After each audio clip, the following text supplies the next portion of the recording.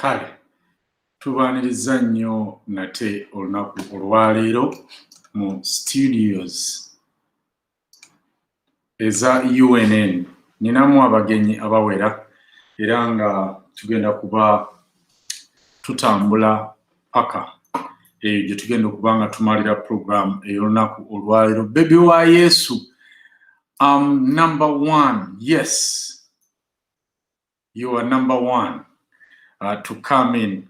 Era tewaba kikujjako olunaku lwaleero ndoza tujje tutandika okuteekawo ebirabo ng'asooka okukomentinga as a number one at the end of month oba week aba asinze okusooka okuba number one afunayo something. Ne bwe ziba sweets. Omanyi ekirabo ekirowooleze tekyetaaga kuba kinene nnyo. Ne bwe kaba katono bwe kati omuntu asiima naddala ng'abadde takasuubira. So tuzze n'olwaleero ku UNN okubatuusaako ebyo bye tulowooza nti mwali etaazo bimanya. Omanye ekyenjawulo ku UNN tetubawa bye mwagala kuwulira, tubawa ebyo bye mwetaaga okuwulira. Tetubawa bye mwagala kumanya, tubawa ebyo bye mwetaaga okumanya. Ndowooza ekyo ntegerekese bulungi. Nabagamba nti omuntu awuliriza buli kiseera aba n'ebipya oba buli kiseera ayiga ebipya. Naye omuntu ayogera ennyo ebiseera ebisinga addamu ebyo by'ayogera because amatu ge gafuna ebipya, omumwa gwogera by'owulidde. Amatu ge gawulira, omumwa gwogera by'owulira. So kati ogezangako nnyo okuwuliriza bw'oba ng'oyagala okubanga n'ebipya. N'oteesooka oba n'otabeera nga olina kwogera bwogezi because ojja tuuka nga ebyokwogera bikuweddeko biweddewo kati ng'olina ate kuddamu bidde. Mukitegedde ekintu ekyo? Ngenda ne mpuliriza ennyimba z'akadongo kamu ez'abakadde baffe Bassebadduka, ez'aba Hamani Basudde, ba Dani Mugula, omusajja ayimba oluyimba lwa ddakiika 10 nga tazzeemu kigambo na kimu. Naye bw'ogenda n'owulira myuziki waffe ono omupya aliwo omuntu ayimba oluyimba lwa ddakiika 3 naye ebiseera ebisinga aba ne vaasi 2, ey'okusatu abaddamu vaasi eyasoose. Mu bufunze vaasi bwe ziba 3 aba ayimbye vaasi 2 because emu ey'okusatu aba azzeemu eri gye yasoose naye nga lwa ddakiika 3. Kakati abo abayimbi be bano be muwulira abayimba buli luvannyuma lwa myezi 3 n'afulumya, buli luvannyuma lwa mwezi gumu n'afulumya oluyimba. There is no way bw'oŋŋamba nti osobola okufuna message eyinza okugatta ku bantu within 3 months. Message ya Dani Mugula oba Hamani Basudde yafulumyanga oluyimba lumu buli mwaka kumpi n'emyaka 5. Lumu nali njogerako ne muganda wange Moses Matovu wa Frigo. Omanyi musajja nnyo wa Villa era nze namuyitanga Jogo. Kati Moses Matovu wa Frigo n'aŋŋamba, namubuuza nti lwaki mulwawo okufulumya oluyimba ennyimba? N'aŋŋamba gwe wali ogenzeko ku mukolo ne batakuba luyimba lwa Frigo? Koze nedda. Era nze kye mbabuuza nti ye obuyimba obuwooma butyo lwaki temutukubirayo obulala? N'aŋŋamba kati golooza lwaki batukuba? era yampa example yali ya Mike Jackson nanga Mike Jackson afulumya enyimba wa albums buli luvannyuma lwa bangaki era nanzigirayo history wa Thriller nanzigirayo history wa I'm Not Alone, Black All Right, They Don't Care About Us, zonna nazimbulira. Omayamu a very good listener, abatera okunkubirako ku masimu ekyo mukimanyi.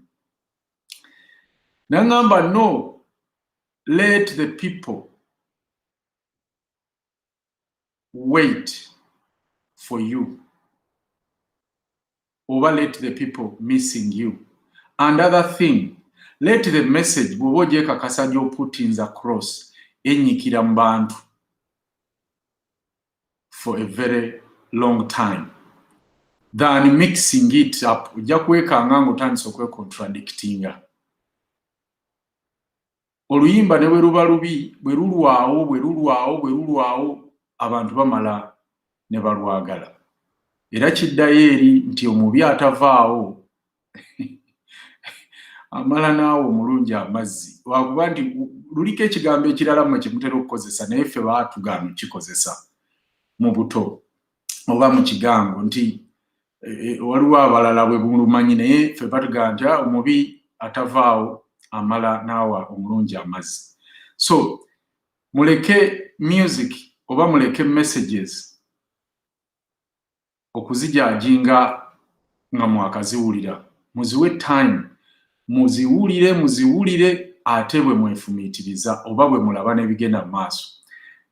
Mulemenga kuregulatinga kubanga buli lw'okola judgment mu bwangu oba reaction oba teweetegese so nga ate oli eyayogera ekigambo ekyo oba message eyo ye yamala kwetegeka.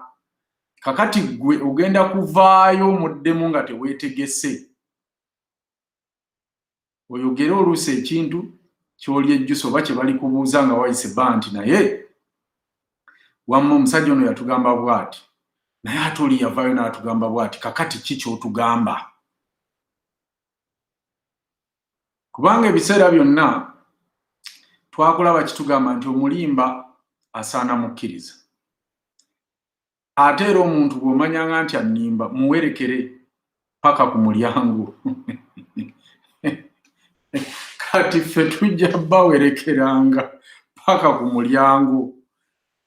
Olw'ensonga ebintu bye twogera wano tuba tumaze obisengejja ne tubiteekateeka ne tumanya nti byalisaanidde okubanga mubiwulira. N'olw'ensonga eyo mukimanye nti emmere gy'otamanyi ewooma okusinga eyo gye wategedde nti gye bafumba. Njagala obbaaniriza naye tetusobola kutandika nga tetukubye kayimba ka ggwanga. Katukawulire n'oluvannyuma tukomewo ntandike program wamu n'abagenyi baffe. Welcome aboard.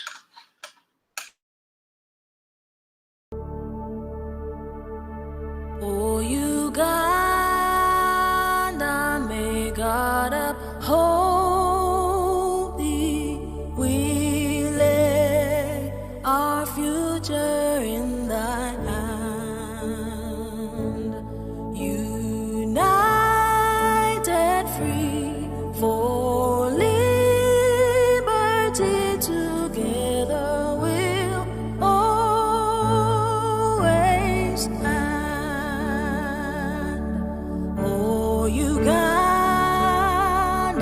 the land of freedom, our love and labor we give, and we've neighbors all at our country's calling, peace and friendship.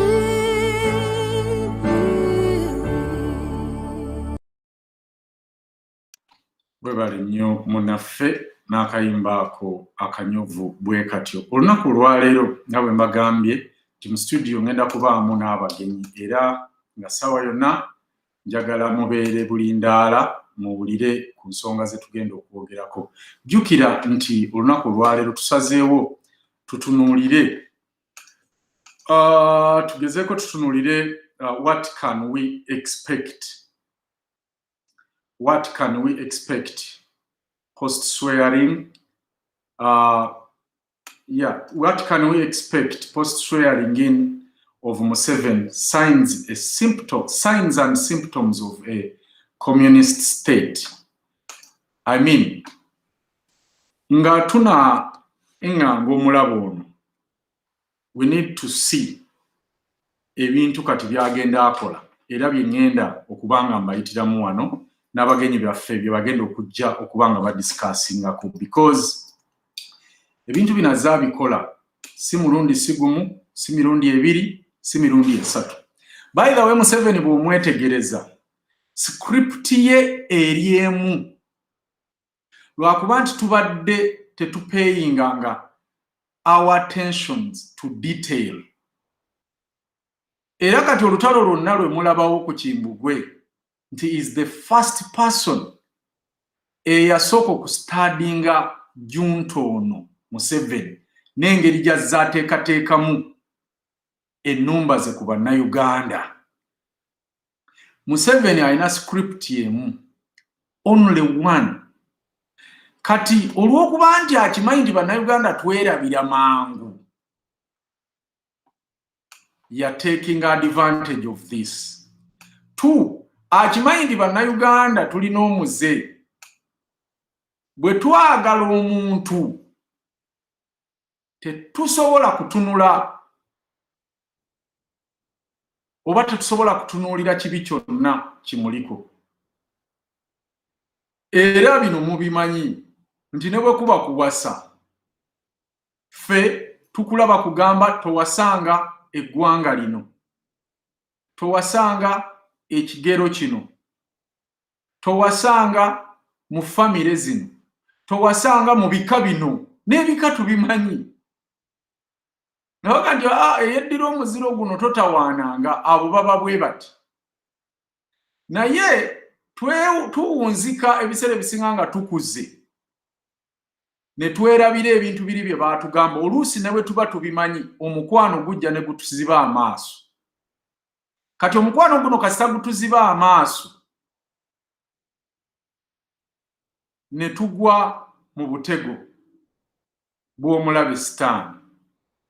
Ebiseera ebisinga bw'obanga okimanyi nti omuntu ono gwenkwanye oba gwendeetinga oba gwenjagala okuba naye waliwo ebimu ku byalina nga mmange oba kitange oba sseŋŋange oba jjajjange yabiŋŋaana, otya n'omutwalayo okumulagayo oba okubagamba nti bale nafunye omuntu naye yeddira kino, oba nafunye omuntu ava mu lubu luno, oba nafunye omuntu wa kigero kino. Oba singa oba omututteyo n'omulimbira nti omuntu ono si wa ggwanga lino wa ggwanga lino, oba omuntu ono si wa kika kino wa kika kino.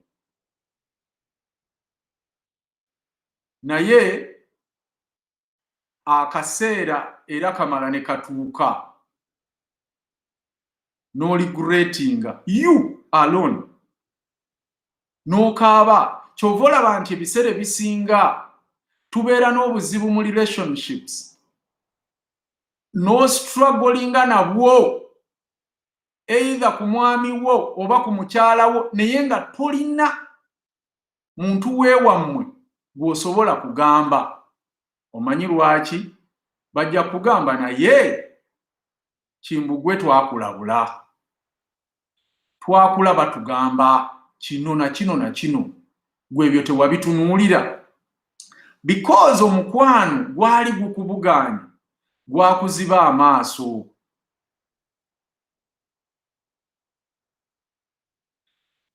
N'ojja ogwa mu butego bw'omulabe sitaani. Tudefendinza abantu bangi in our relationships.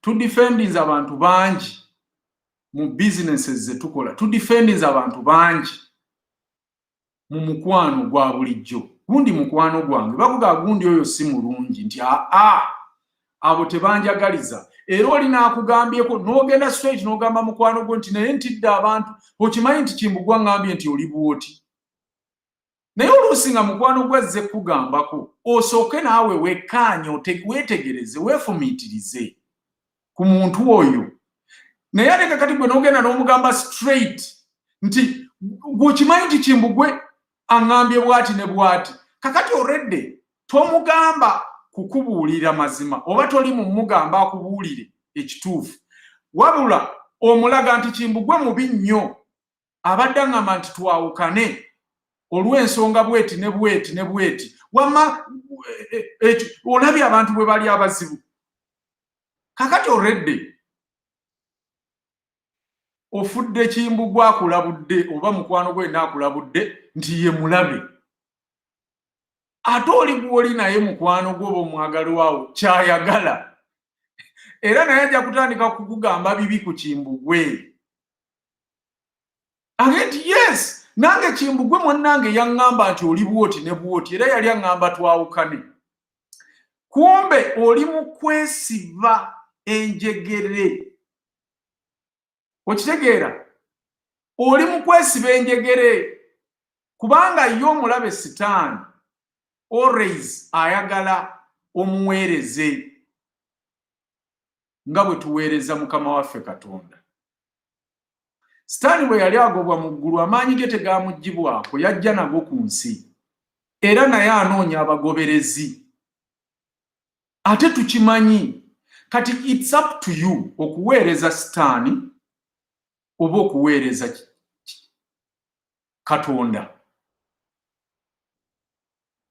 kubanga bwe yali asindika abaana bwe yali yasindika Yesu ne sitaani najja sitaani Yesu ekyamuleeta kulokola bantu sitaani be yali akoze eki abuziza naye mwe mulowooza tewaliwo bakkiririza mu sitaani kati it's up to you to decide oluusi ababa batugambako baba tebaagala tuve tugende mu kukemebwa okwo naye before nga tonakola decision egenda kugamba mwagalwawo nti baŋŋambye gundi ali bwati baŋŋambye oli bwoti sooka we okozesa information eyo egambiddwa otakingeyo time to find out oyinza okulaba nga naawe okirabye naye kakati tomugamba olw'obusungu mugenda ate kwegatta naye ate mwogere ku oli abagambye kati awo mu buli ngeri mugenda kwesiba enjegere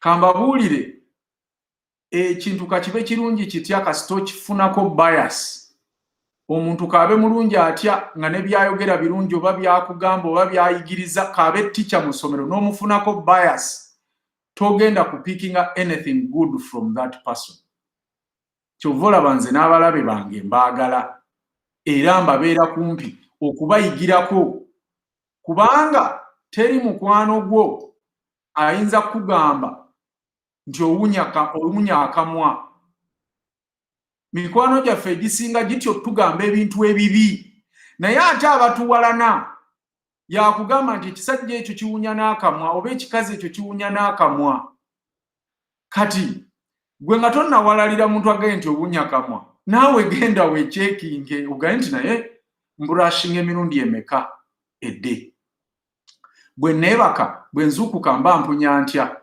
ojja kwekontrolinga nga toyogera na bantu nga wakazuukuka oba ogambe nti I have to brush nga ngenda okwebaka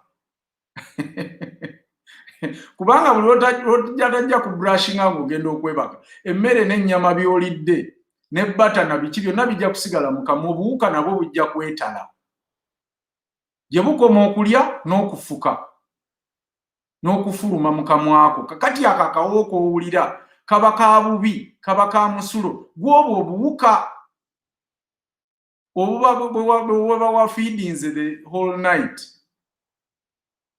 era bw'obrushinga in the night tosobola kufuna that bad breath in the morning because obuwuka buba tebwafuse tebwafulumye n'ebiringa ebyo so muwulirizenga nnyo abantu ababagamba ebibi era mubikwate okusinga ababagamba ebirungi kigenda kubayamba okutambula obulungi mu nsi eno n'okuyamba abaana bammwe okuyita mu nsi eno obulungi.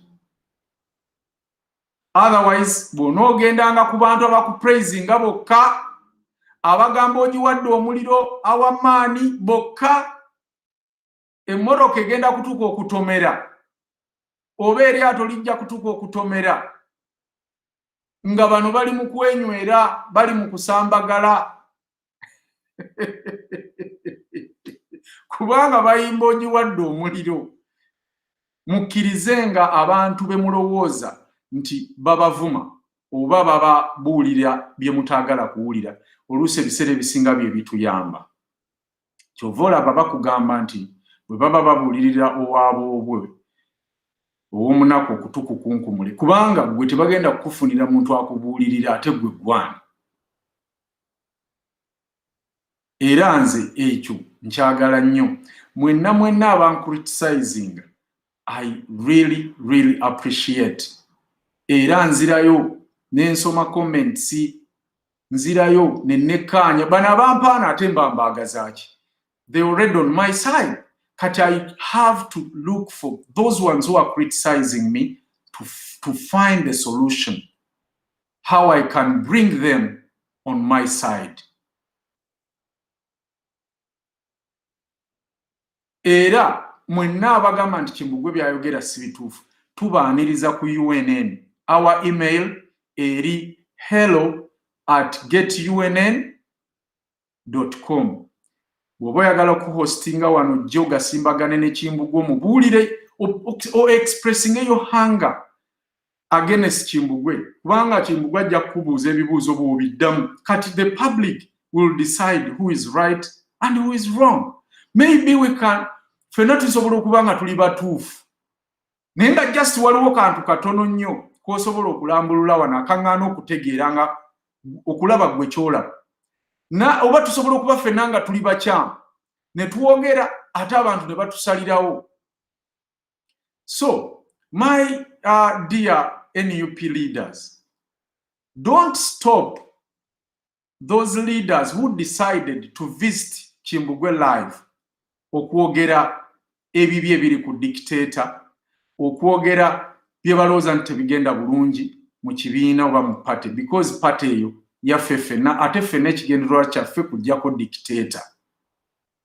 Naye omulangira Kante yajja wano n'akola programu ennungi ennyo era ng'avumirira ebibi ebiri ku dictator.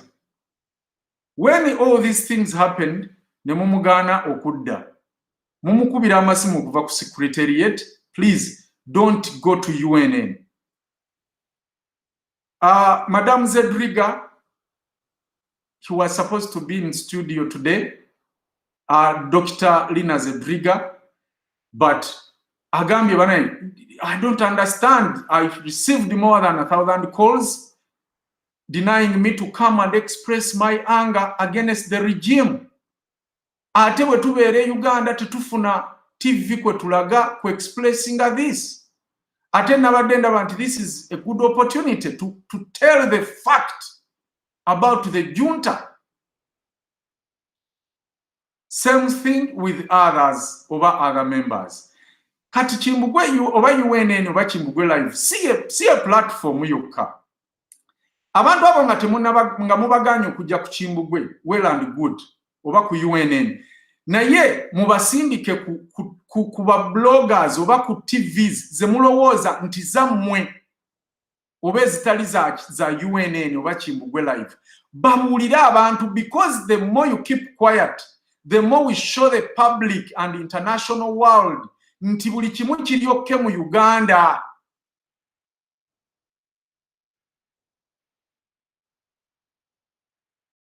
Tulaga ensi nti ddala Bobi Wine lost the election. That's why even the secretariat accepted, kubanga tetulabangako bukya kulonda kuggwa. Our Excellence Bobi Wine nga azze ku Al Jazeera, azze ku CNN, azze ku BBC.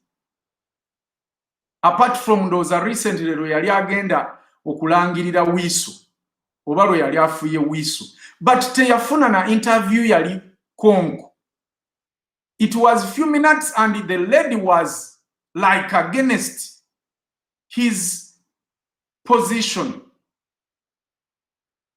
Netugamba katutekewo channel eno kwe tusobola okwe-expressingira our hunger. Then kakati nayo mwagiwadde junta. Naye junta yayongera kusanyuka. Lwaki buli birungi mubi wa sitaani? Museveni sitaani yagenda kuba bukubi mu ngalo. Kale tugambye temujja ku UNN era mugaane abantu bonna abalida ba NUP. Kubanga abantu bano singa mubawa opportunity okugenda ku TV ze Kampala. Twaligambye kale. Singa linaze Driga Dr. Mulamba abadde influence nene mu campaign n'ebyabaawo gwe basiba ne mukomera singa bwa Jen mumukolera appointment ku BBC ne mumukolera appointment ku ITV ne mumukolera appointment ku Al Jazeera, CNN and other gundi kusawe no Madam Zedriga yali badafuna interview every time naye kakati mumutisiza temwagala ayogere. Bwe nazanya interview kuno mwalaba Dr. Lina Zedriga yayogera ki ekirungi ku Museveni. Bate ngamba yayogera bibi byerere. Nga Museveni bwe yasuula abaana mu River Nile. Nga Museveni bwe yatta abaana. Nga Museveni bwe yakola ki. What was wrong with the interview play on UNN ne mumuforcing mukazi watu n'okuwandika post distancing herself from UNN? Are we really in a revolution oba tuli ku bintu birala? Njagala kubuuza Secretariat, lwaki muleeta Honorable His Excellency Robert Kyagulanyi Ssentamu ku Facebook for 30 minutes okwadressinga abantu ba public, ate nayo 30 minutes nefuuka ekitalo nga buli kiseera network evaako. Then the next day ate General Secretary Mwami Rubongoya n'akozesa same network in the same country ye nebeera okke n'afuna Zoom oba n'akola meeting ya Zoom for 2 hours and above. Why not His Excellency Robert Kyagulanyi tafuna that opportunity eya Zoom? Mutugamba nti General Secretary asobola okumatiza nnyo okusinga His Excellency Robert Kyagulanyi Ssentamu. Yo network ku lw'Sunday yali badde nnungi, ku lw'omukaaga yali mbi. Ekyo ekifo General Secretary mwe wakoledde lwaki His Excellency si mwatuula n'akolera, kuba sitwalabye video yonge ekankana obanga evaako. These are things people abamu abaagala Kimbugwe bye baba baagala okutegeera. The critical thinkers tetugenda bawininga nga there is some dots ezitali okay. Let the leaders, other leaders, wansi baveyo boogere. Abasajja bano bonna bwe muba mwali mubeesiga ne mubasindika okusaba abantu obululu, mubeesige baveyo boogere lwaki Dictator Museveni tewali plan yonna emujjako ng'oggyeko akalulu, kuba akalulu yalangirira omuntu omulala. Twakiraba Electoral Commission yalangirira omuntu omulala and twali tuki expectinga ne tugamba okay, kati let us concentrate on other means. But in a means zidinayingidwa by the Secretariat keeping quiet, so quiet, so quiet. Na kano akatandisa okusituka, it's because Kimbugwe yavuddeyo n'ayogerako.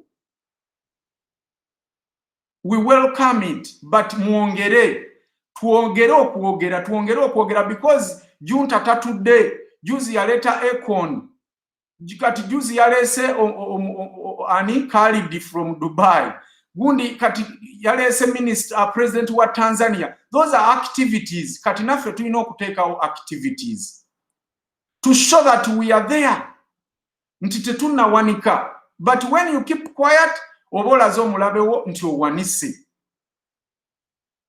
We don't need this. Muleme okwawulayawula mu bantu muddire ate n'abantu abalungi mubejjako mubawa Museveni. You can't force me to support Museveni if I'm not a Musevenist. Fenna tubadde tuwangalira mu Uganda. Fenna tubadde tubonaabonera mu Uganda. There is no way gwe bwondaga nti gw'obadde onyigirizibwa nnyo okusinga nze.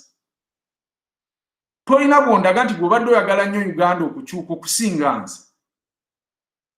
Let us sit on a panel and discuss it. The public esalewo. Fe exposing a Museveni. It came from Bobi Wine's mouth. Let tubalabise. Tubalabise. Bwe nalabanga ababalabisa tebabalabisa mu ngeri gye ndowooza ematiza. Abantu abalina critical thinking. Nengamba, okay, let me come in. That's why I bring all facts.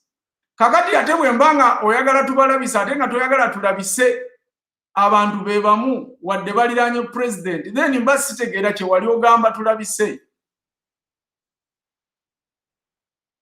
Ngenda bawayo example ku bantu bano wammanga. Tulyoke tugende mu bagenyi baffe ne programu yaffe. Waliwo omusajja gwe baali bayita Christopher Aine. Mumujjukira Christopher Aine, sirina kifaananyi kye wano. Naye mumugugolingeko, omusajja oyo yali bodyguard wa Mbabazi. Naye bwe twabuuza Christopher Aine ng'amaze okubuzibwawo, baatugamba nti Christopher Aine talina bazadde be bonna baafa. Era yakuzibwa State House. That's why abamanyi nnyo. Era that's why yabakyawa nnyo kyavudde yeegatta ku Mbabazi okuvuganya Mwami Museveni. Naye Aine mu kumunoonya ennyo n'amawulire ne gafulumya, yakola video ng'ate ali ne Mukulu Salimu Sale. Ne tugamba naye nga Aine yali afuuse sereebu era nga buli omu amwagadde nnyo, naye kakati ffe abatakkiriza mangu oba abatafaanana bajjajjaffe abasiima omuntu ne bataagala kuwulira kabi kamukwatako, twakola research ku Aine era ne tugoba Aine ne ngamba ne mbaganzi no. Ekintu kya Aine nkivuddemu. Aine yavaayo ng'ali ne Salimu Sale ng'akola video ng'ate avumirira abavuganya gavumenti. Then mujjukira omusajja omulala gwe baali bayita Alinaitwe. Yali Alinaitwani. Omusajja oyo ya practicingako omulamuzi yamubuuza mu kkooti. Omusajja oyo alina case, murder case nga yatta omuzungu. Naye kati omulamuzi bwe yamubuuza engeri gye yatta omuzungu, Alinaitwe ono yagwa omuzungu mu bulago. Mu kkooti nga kkooti yonna eraba. Bwe twagenda okukola ku research ku Alinaitwe oyo, baatugamba nti talina bazadde be, bonna baafa, yakuzibwa State House. Mujjukira omusajja gwe bayita Alinaitwe bwana eyakuba eddirisa lya Kizza Besigye n'afuuyira Kizza Besigye tear gas oba yali spray yaki. It was a lot. That guy bwe twakola omunoonyerezaako batugamba talina bazadde be, bonna yakuzibwa Mwami Besigye.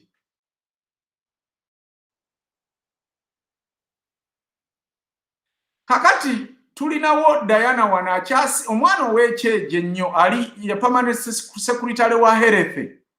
Bw'ogenda okubuuza abazadde ba Diana bakugamba Diana bazadde be bonna baafa, yakuzibwa State House.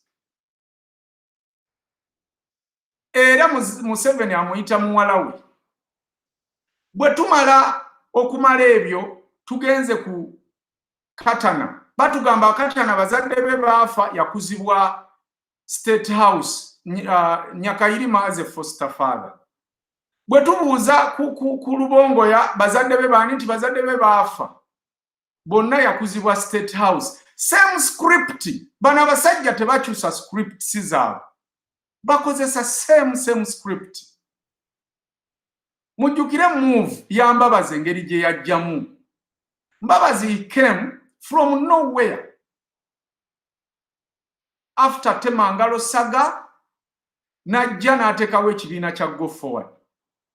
DP bibiina biki ebirala byonna ne bigenda ne bimwegattako ne baleeta Mwami Besigye nti ajja abeegatteko. Bwe bagenda okukola omukago basimbewo omuntu omu, Mbabazi yagaana omuntu omulala okwesimbawo ng'agamba nze nina okubeera flag bearer. Nzijukira olukiiko olwo lwatuula Bugoloobi, abaana b'FDC abo bamakolo kavuma balubakyoya wa DP naye beegatta wamu aba DP n'aba FDC ne bagenda ne bayingira mu lukiiko olwo ne balukyankalanya ne basikayo Besigye. Era nzijukira waaliwo eŋŋombe egamba nti omuntu eyakasiraamuka afuuka atya imaamu. There is no process. Omuntu mwayita omusiraamu okufuuka imaamu. Mbabazi tukwesiga tutya okuva eri from nowhere immediately n'ofuuka imaamu. Tulina okusooka okwetegereza oba onoobeera ku opposition for at least a good time to trust you. Oba ddala totulyamu lukwe. Kati we twogerera Mbabazi aliwa?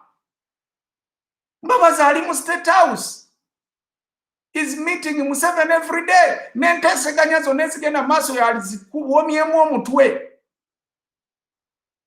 Era they are planning Museveni olumala okulayira bateeketeeke Museveni okusteppinga down after a year or two. Mbabazi taking over. Singa banaaba bamulonze mu cabinet eddako nga vice president. What are we doing? Fenga aba opposition. Kusawe naffe twali badde mu nteekateeka nti okay, ffe twanganga tutya omusajja ono obutalayira. Naye banange n'Ekoni najja mu Uganda ne wabulawo n'abantu abeekalakaasa okulaga Ekoni nti tuli bubi. Era Ekoni n'akola interview zonna n'agamba nti bw'olaba Uganda ku social media, it's different from what I witnessed on the ground. Uganda is the most peaceful country.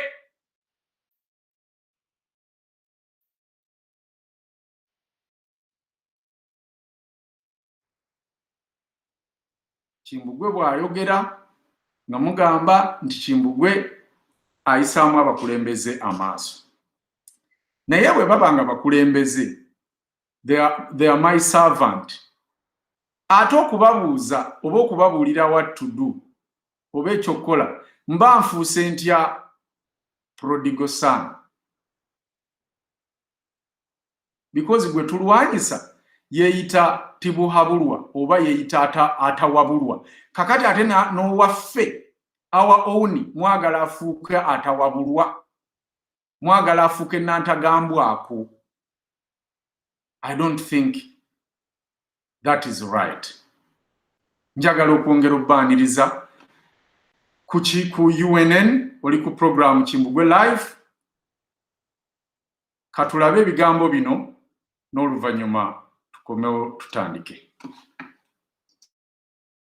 Ije bakageza okutabula Kampala abakora n'abajungu ogu angalia mu muhurira abana abo bagezi aba bana ababere bagira omunup mutabakwata kubi abana abo bengi barungi abamu bakagenda munupa abo imwe abakuru tumukubafaho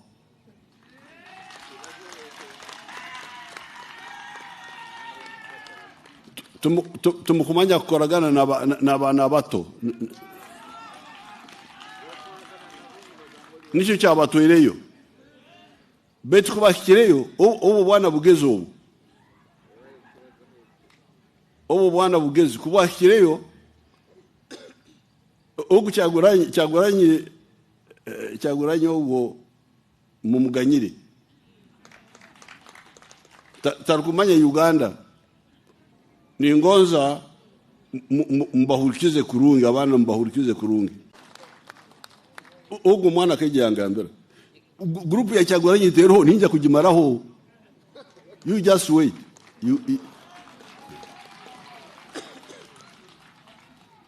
aho kanyonkorera hasi yimwe mwikaruko yegura oye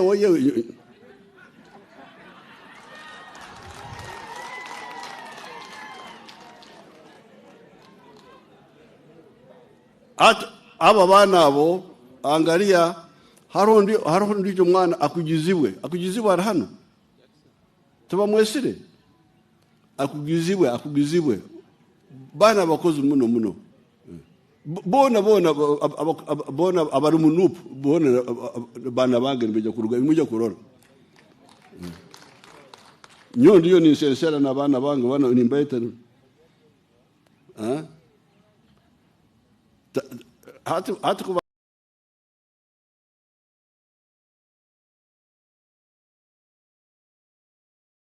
Fungabaganda. We shall crush those enemies as we have done in the past. Yeah. You preach your nonsense, we shall answer you by what? Sabasaja. When you say this, atunde sabasaja mukamwa. But politics is about to kutunula mukamwa. Now if you say sabasaja mukamwa, we shall crush those enemies.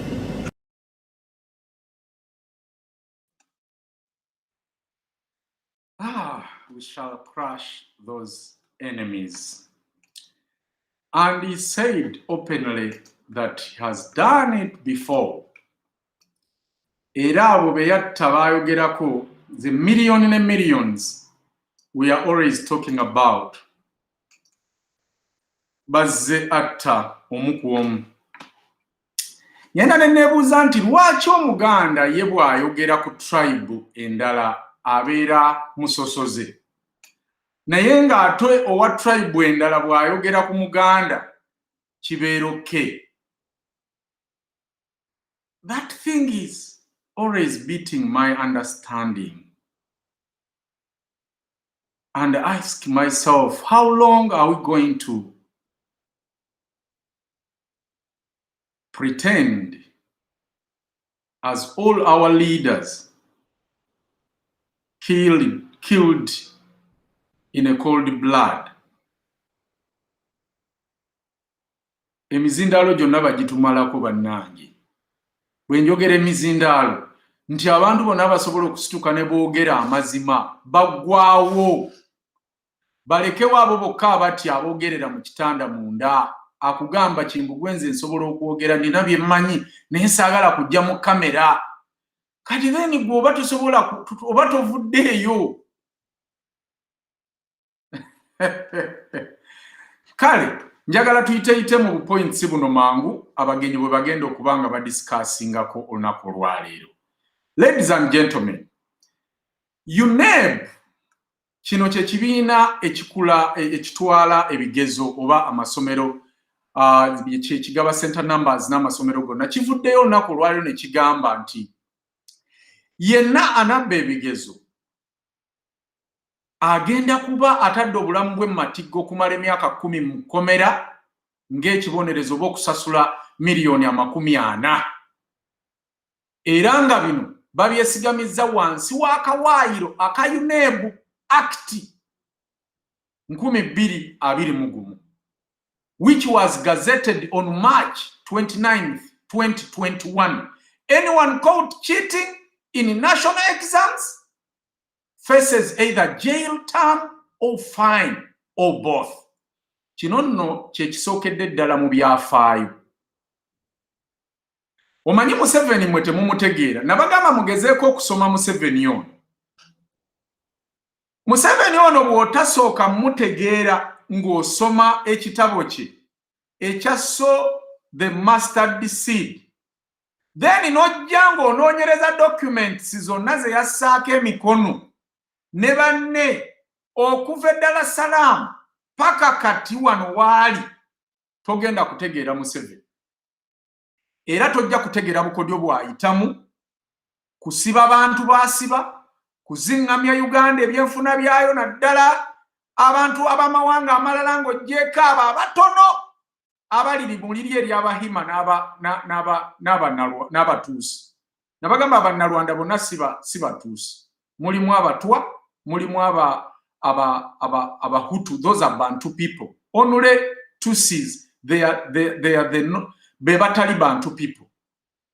Ankole erina Abanankole. Abanankole bano babakazaako erya abiiru mu Luganda kitegeeza abaddu.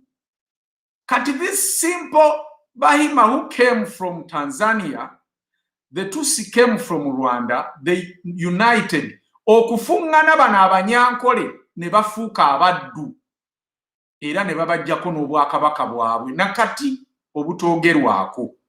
Zino nno ze zimu ku nsonga omusajja ono zaayitamu. Kakati mulaba ebintu bino ekiteeka kino kye baalese kya UNN kuba tekibangawo. How can you put a student owa S4 O level mu kkomera emyaka 10 oba okusasula emyaka 4 ng'omwana ate ali mu bonna basome? Really? Kakati kino akikoze okusibirako abaana ababazadde abo abatawagira NRM oba batawagira the Tutsi dynasty ey'emyaka 10 ate nkulayirira agenda kikola kubanga lino etteeka lyayita parliament teyakirowoozaako nti kati babadde bamusibyeko ekintu ky'okusiba abaana abato abawagira Bobi Wine abatanneetuuka. Kakati ayagala kutandika kulumya abazadde b'abaana bano ng'ayita mu kusiba abaana baabwe nti babbye ebigezo kubanga mumbuulire baani abamaakinga ebigezo bino era tubeesiga tutya nti ono bagambye nti ono omwana abbye ono tabbye ekintu kye batagenda kuleeta mu lujjudde oba mu parliament oba mu kooti y'abantu okubaganyaako ebirowoozo n'okufuna obukakafu nti ddala ono omwana abbye ebigezo. Kino tukiresse era nga bwe twakireka tuli kimu kati ku ssaawa eno kulumba Kimbugwe na UNN. Bino abantu bano abalumba Kimbugwe tebabyogera era tebabissaako maaso. Naye mbabuulidde nti abazadde kati abalina abaana mu Uganda abagenda okutuula ebibuuzo etteeka lino lyayise mubeere curious, mubeere alert ku kyonna ekigenda okuddako kubanga etteeka liri mu nkola as we speak. Ekintu kino bannange bendese mu studio bagenda kukiteesaako. Topiki endala oba ekintu ekyokutunuulira olwaleero. The Observer agambye nti laid off constables confiscate police uniforms over salary areas. Kabare Special Police Constables, SPCs, said they will not hand over the uniforms until they get paid the salary areas of January, February, and March. Police ordered them to hand over the uniform. Mujjukire nti kino nga tekinnatuukawo bino byonna pulaani za Museveni okujjako mu abatamumanyi Museveni.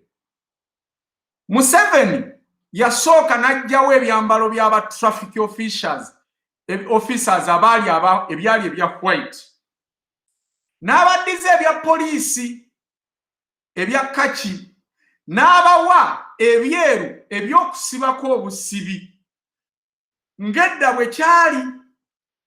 Kati nga oli bw'ajjako ebintu bino ebisatu byasibyeko ebibiri byasibyeko n'eggaamu ku magulu ne ku mikono oba ebina aba afuuka wa poliisi owa crime owa babayita baki bayita ba side. Kati bano aba SPCs bonna bagenze n'ebyambalo lwabutabawa musaala. Kitegeeza ndi n'ebissi bye babadde nabyo nga batoon, pisto, beneti, sinnakindi n'emmundu bagenze nazo era baganya ozihanding over. Balazeewa n'ebintu ebyo era abantu ababangibwa omusaala mulowooza baneebaka nga balina ebyambalo ebyo oba bagenda kutandika kubba bantu, kutulugunya bantu, kusobola kwesasula indirectly oba nga kyabasindisa okukola. Bino byonna temubifaako, temubidiscussinga muli ku Kimbugwe na UNN. Ne tugenda ku nsonga endala. Matiya Kasaija mu Bulumi obw'ekitalo bannayuganda mwe bali nga bamaze ebbanga nga tebakola since COVID came, bakyalina under curfew. Kasayija avuddeyo n'agamba nti abantu bonna abaatikka endiboota between July 1st and December 30th last year 2020 baatikira ku 25% tax rate instead of 35% all USD, $5 per kilo. Ategezeza ki mu kino nti abaatikka endiboota mu January mu July 1st ne December 30th mwakola ensobi kuba omusolo gwe mwatikkirako ebintu gwali gwa 25%, ate ng'omusolo omutuufu twali tumaze okugukyusa gwalina kuba 35% oba $5 buli kiro gy'oba otisse. Kino nno ekintu baakikoze kiro, naye kakati ate baagala okutakisinga ate abalala. Jjukira nti abantu bano bwe batikka ebintu bino, endiboota zino zirwawo kuba ziyita ku mazzi. Kati bwe zituuka already babagerekera, kati abagamba tewali ajja kintu ku URA nga tasasudde 35%, kubanga we baatikkira yali ekyusa okuva ku 25%, nedda ku 35%, the whole things by'oba otise oba okubala pa kiro ogisasule $5. Bannange, bannayuganda, bino ebintu ababisuubudde bagenda bitunda wa? Where do they going to sell it with this tax? Huge tax. Because kati ogenda kwekanga nti container gy'obadde okiriyalinga ku $5,000,000 ogenda gikiriyalinga ku $85,000,000. Oba bw'ogenda okusasula pa kiro $5 oyinza okusasula $1,000,000 ezisoba mu 100. Mbuuza bannange, ebiri mu container biki? Kubanga bano abasajja tebaawula ndiboota za buleega, tebaawula ndiboota za stokisi, tebaawula ndiboota za buno buddole bw'abaana n'obusaasi, tebaawula za kompyuta, tebaawula za spare. Bo bagamba as long as otisse ndiboota, kino tewali akyogerako. Bonna bali bize ku Kimbugwe ne UNN. Kakati abakulu abatuula mu parliament baddidde ne bagaana omusolo ogw'Emitwalo 2 ogwa road license ogubadde gulina okudda. Road license eno yebadde ku emu ku misolo 7 oba new tax eziwera eyo 7 ze babadde baasalawo okuyisa mu komiti. Kakati 6 guyise, naye bajjeeko ogwokka gwe muwonye gwa road license y'Emitwalo 2, naye bamemba ba parliament bagenze maaso ne bakkiriza 12% eya internet tax.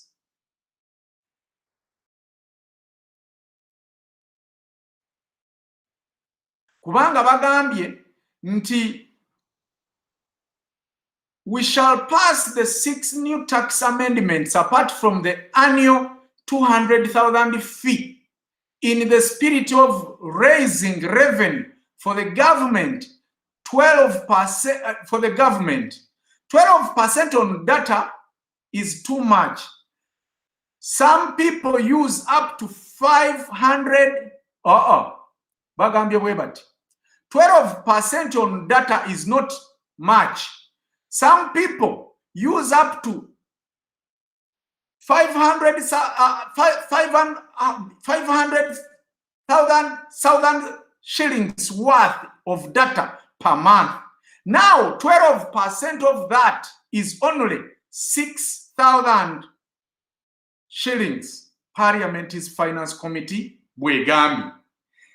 Bagambye nti omusolo ku mmotoka ogw'Emitwalo 2 omwaka ogwo mungi, naye 12% ku data wa buli mwezi ogwo guli fine kubanga bannayuganda abamu bakozesa data owa internet atuuka eyo mitwalo 5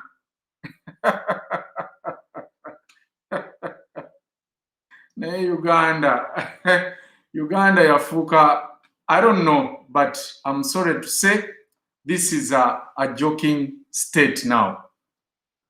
Kakati eno njagala mugyetegereze. Museveni yamitinze president wa Tanzania ng'ekimumusinkanya kikikwe kusayininga endagaano ya pipeline etwala amafuta oba etwala crude oil up to Tanzania. Era n'agamba nti yakyuzinze Tanzania n'alekawo Kenya etuli okumpi, n'akyuzinga Tanzania etuli ewala olw'engeri Tanzania gye yayambako Uganda mu 79 ne 78 okwejjako nakyemalira Idi Amini eyamalako emyaka 8 nga yamazeeko emyaka 4. Wow.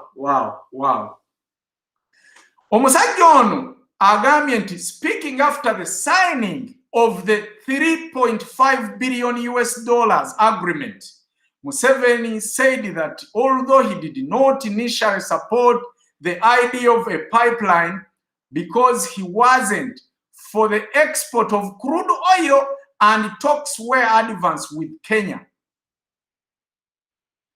he chose to work with Tanzania because of its historical contribution towards Uganda liberation twice in 1978 and 1979, when the Tanzanian forces ousted Idi Amin, and in 1985-86, when again Tanzania offered 5,000 rifles, which Museveni and his NRA rebels used to capture Kampala. Awono tujagendawo ku Lwokusatu bannange bwe tugenda ku who betrayed Uganda babuulire Museveni bwe yabba Uganda, bwe yabba Kayira obuwanguzi. Kakati Museveni ono abadde atwala amafuta, era amafuta gabadde gafuluma mu Uganda, naye ago oyo kuludu talina wamwogererako mu ndagaano eno gye yakoze, era ye ne mu bitabo bya Uganda tewali wayogererwako because bannayuganda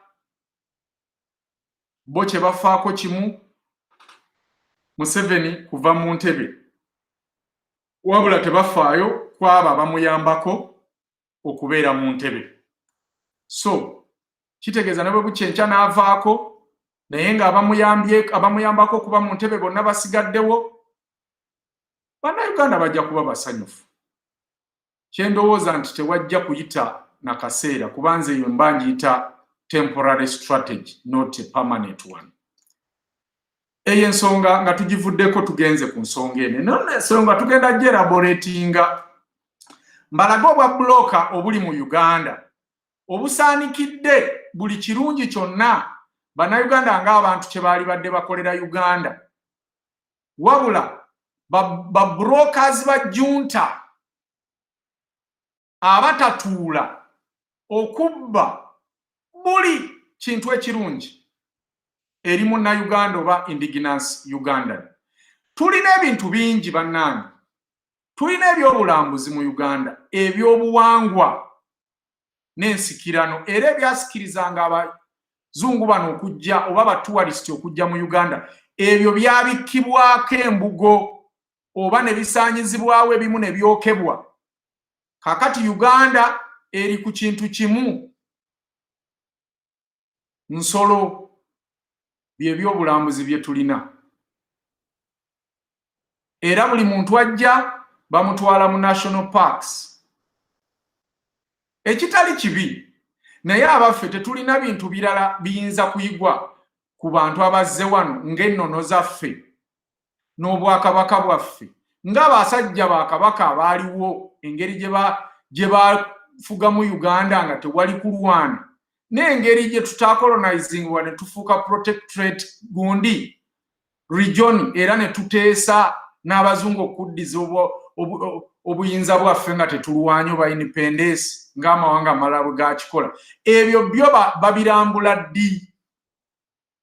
Kakati story eno lwaki enkutta omubabiro, ono Amos Wakesa simumanyi kiwanvu naye mulabye y'omu ne Badoni Wanyama, ono yes abeera nnyo ku bintu bya tourism eno.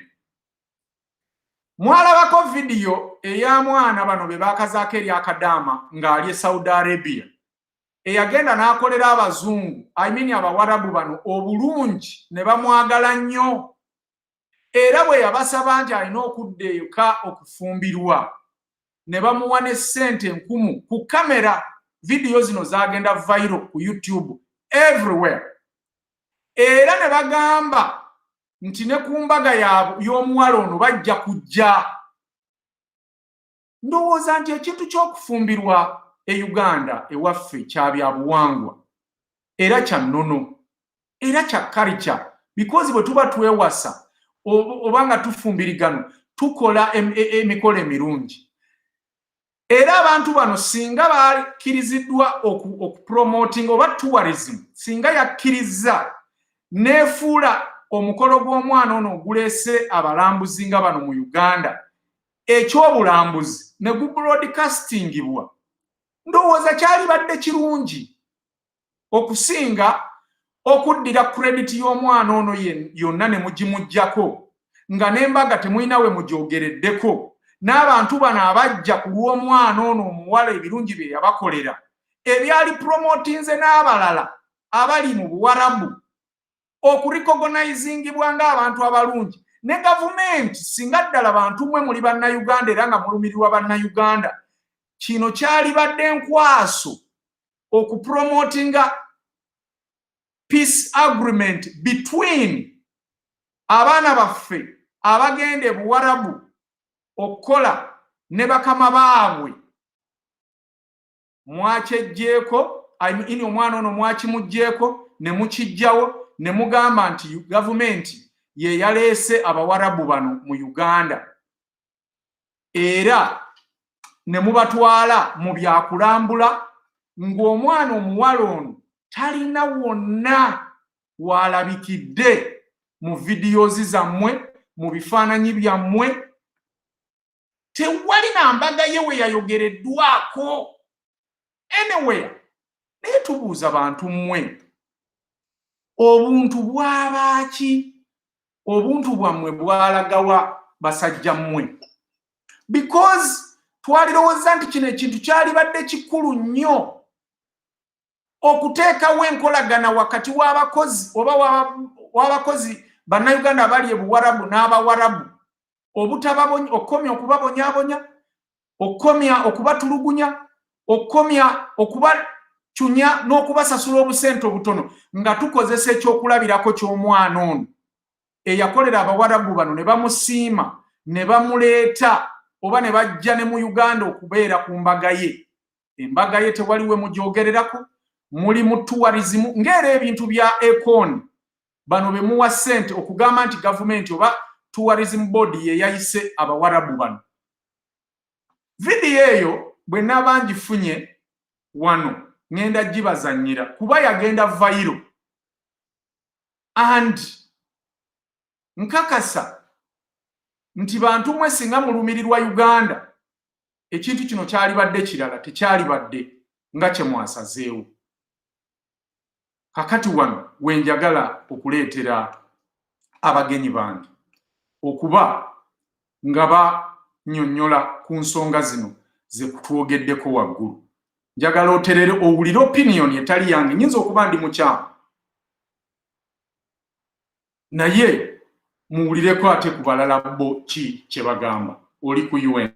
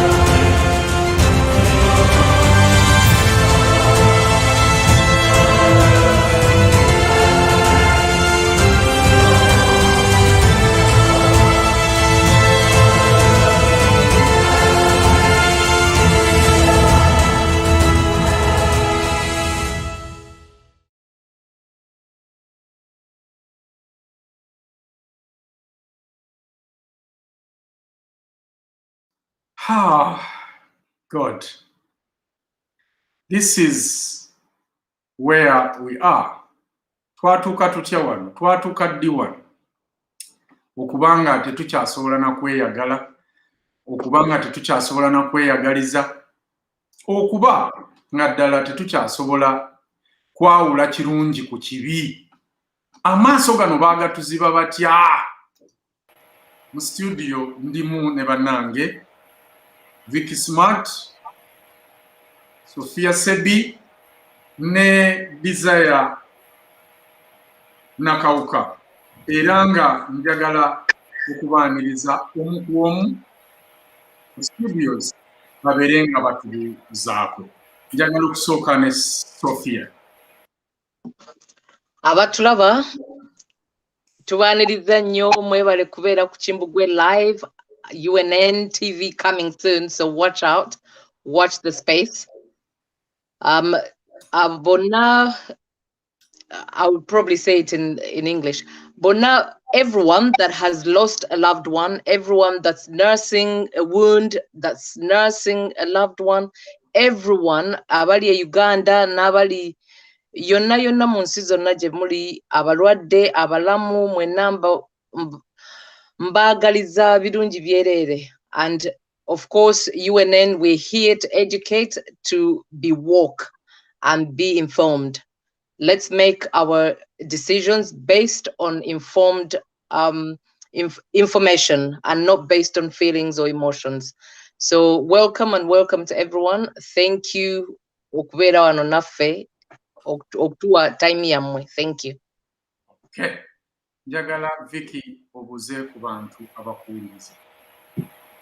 Bannange abatulaba n'abatuwuliriza, tusanyusa okubalaba ku Kimbugwe live olunaku olwaleero olw'Emmande nga 12 essaawa zaffe zizino ssaawa 4:23 ez'Ebungereza. Bannange mwebale kujja wano, nze kye mbagamba tuli mu ssomero okuva ku universal education, primary, secondary, university, PhD, byonna biri wano ku Kimbugwe live. N'olwekyo nze mbakubiriza nti nga bwe ndi psychologist, sooka okutuleka ekitundu ekya wansi osigaze omutwe gwo, brain yo gy'oba okozesa wano mu kiseera kino, obwongo bwo bukwegerere. N'olwekyo kwata ekkalaamu, kwata ekitabo kyo, otandike okunotinga down what we are going to speak about. Tweyanziza.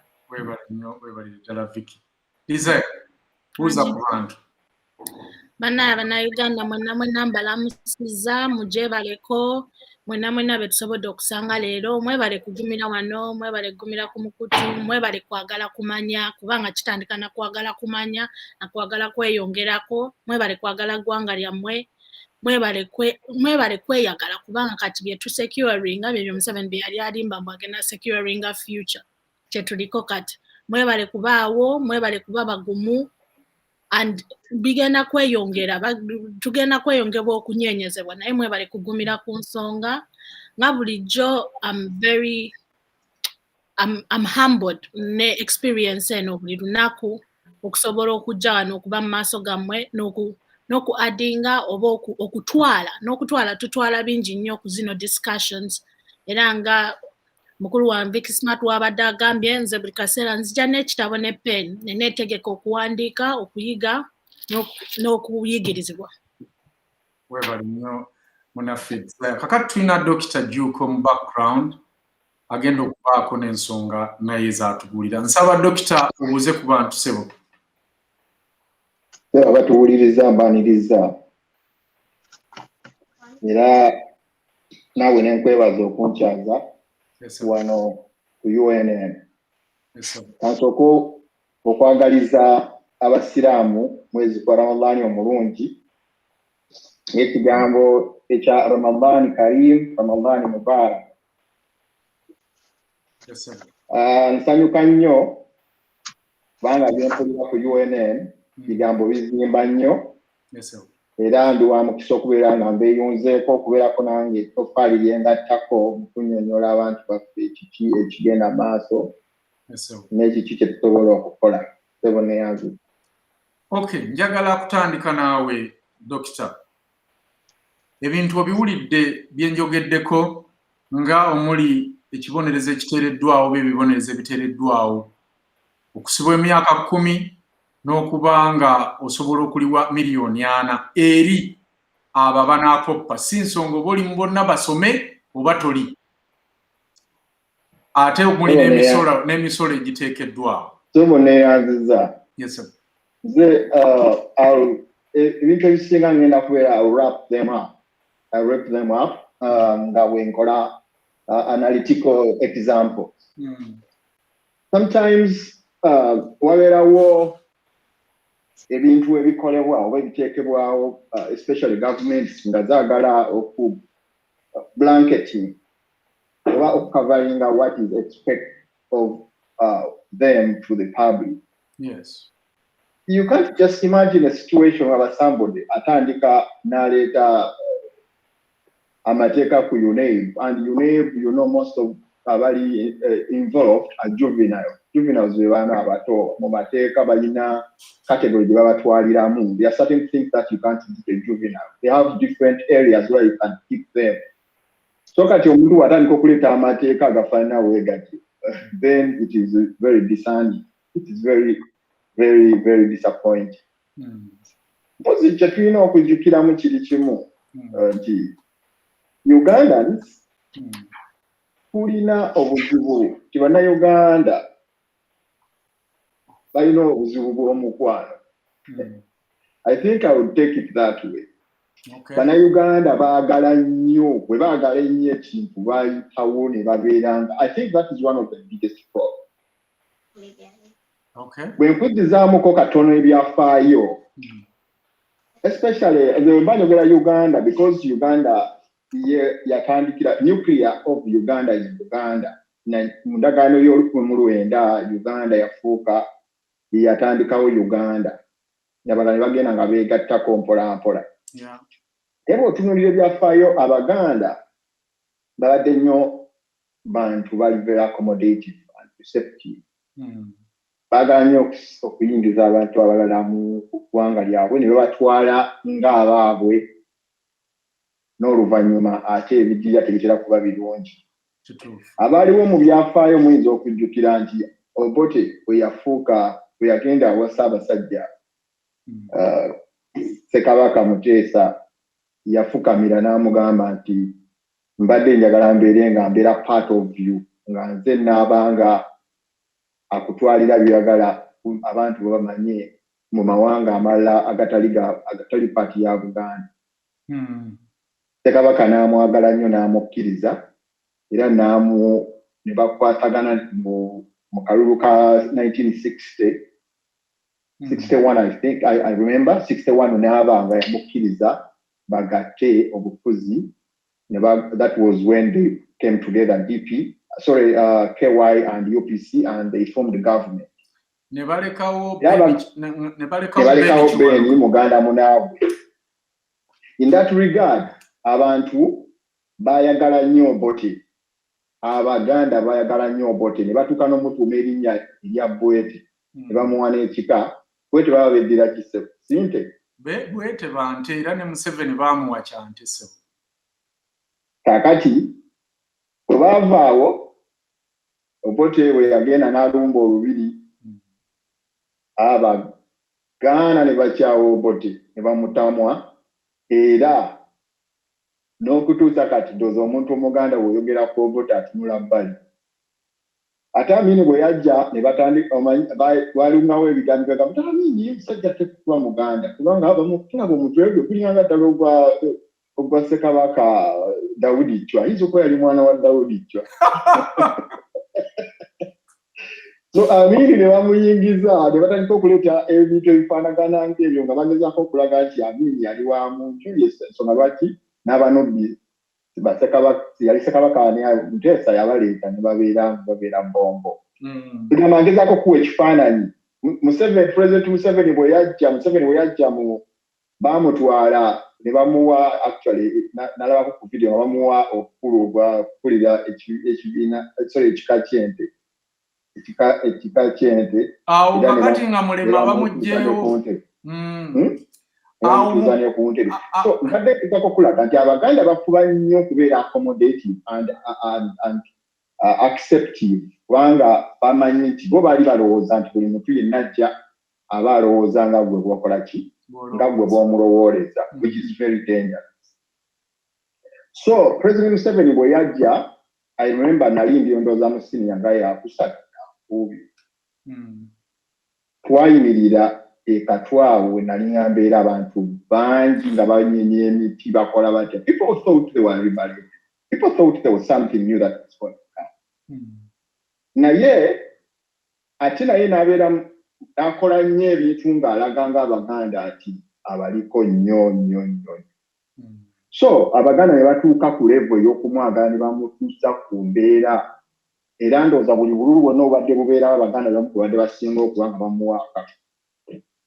It is just recent in 2021 Abaganda balaze nti no, this is really I usually make a comment nti buli wolabanga Abaganda basooka okulinnya ku kigaali kya politics mu Uganda ate be basembayo. Therefore kiyinza okulaga nti Abannayuganda bagezaako nnyo. So mu ekizibu kye kibeera mu kubeera nga mwesiga nnyo omuntu. Tulina kye tuyita living in denial. Bannayuganda batuuse ku eyo level mu psychology tulina kye tuyita living in denial. Living in denial? Yes. Okay. Living in denial kitegeeza nti omuntu wabeerawo ekituufu naye gwe n'osalawo n'ogenda n'ekitali kituufu ku lw'okubanga gw'owulira ekyo kitali kituufu kye kikusanyusa ate gwe ky'oyagala. For example, ebiseera biri abantu bwe balwaliranga AIDS, omuntu yamanyiranga ddala ng'alina obubonero bwonna obulaga nti alina AIDS. Naye n'alivinga in denial n'atandika n'okugamba nti waliwo amuloga. Naye nga mu mutima gwe muli yennyini akimanyi nti mulwadde, naye olw'okuba ayagala abantu bakozi ng'agamba nti undi yandoga. Kati ebintu bibiri mu psychology bikolagana. Waliwo kye bayita living in denial n'ekirala bakiyita stigma. Stigma kitegeeza byonna nno bitta ebyo ebibiri. Stigma kitegeeza the opposite yakiri nti omanya ekikuliko ekirwadde ekikuliko n'okyeraliikirira nnyo n'otuuka ku mbeera nga tokyasobola kirizisitinga n'oluvannyuma ne kibeera nga kikutwala. So embeera yaffe eya Uganda abantu balivinze so much in denial right now to the extent that ali nnyo okutegeera ne bw'ojja no ku TV n'oyogera what is true. People will resist you because you are not speaking what they want to hear. Yeah. And at the end of it all, people just think about it later when it has already happened. And at the end, they regret why they didn't take up what you advised them. Era kyekimu nti bw'otunuulira abantu bagenda waliwo kituyita conscience and ego. Conscience y'embeera ey'okubeera nga omanyi the ability to know what is right and what is wrong. Because people know what is wrong, a conscience, omutima gwo guba gukugamba nti kino kikyamu kino kituufu.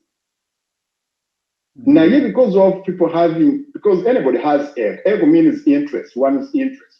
But because people have super ego kubeera nga ate era nayo you live in denial n'ogamba wadde kiri bwe kiti no sijja kikkiriza. That is what is happening. What are those components mu Ugandan society eraga nti no people are living in denial? One, tajja kulayira. Tajja kulayira. You don't have any mechanism that you have put across that will deter the man from swearing in.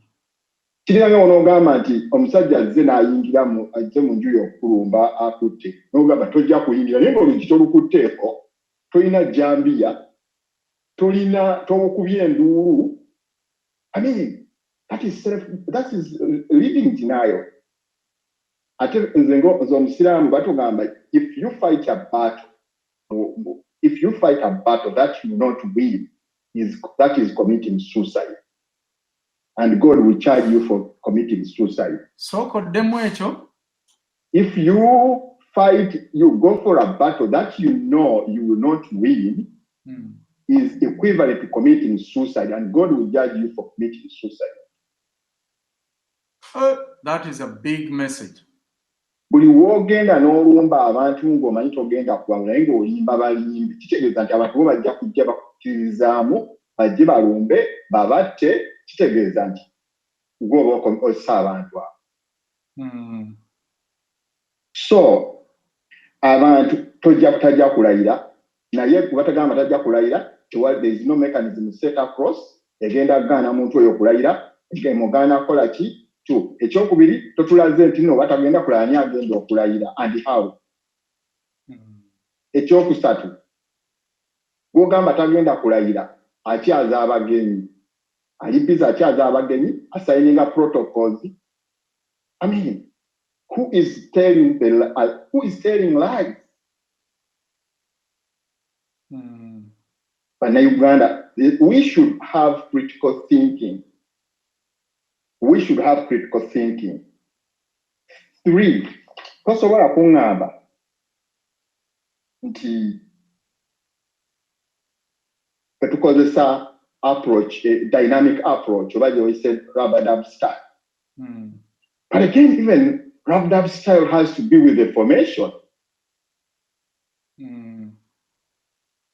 Now, what is that which you are hiding, which you cannot tell people?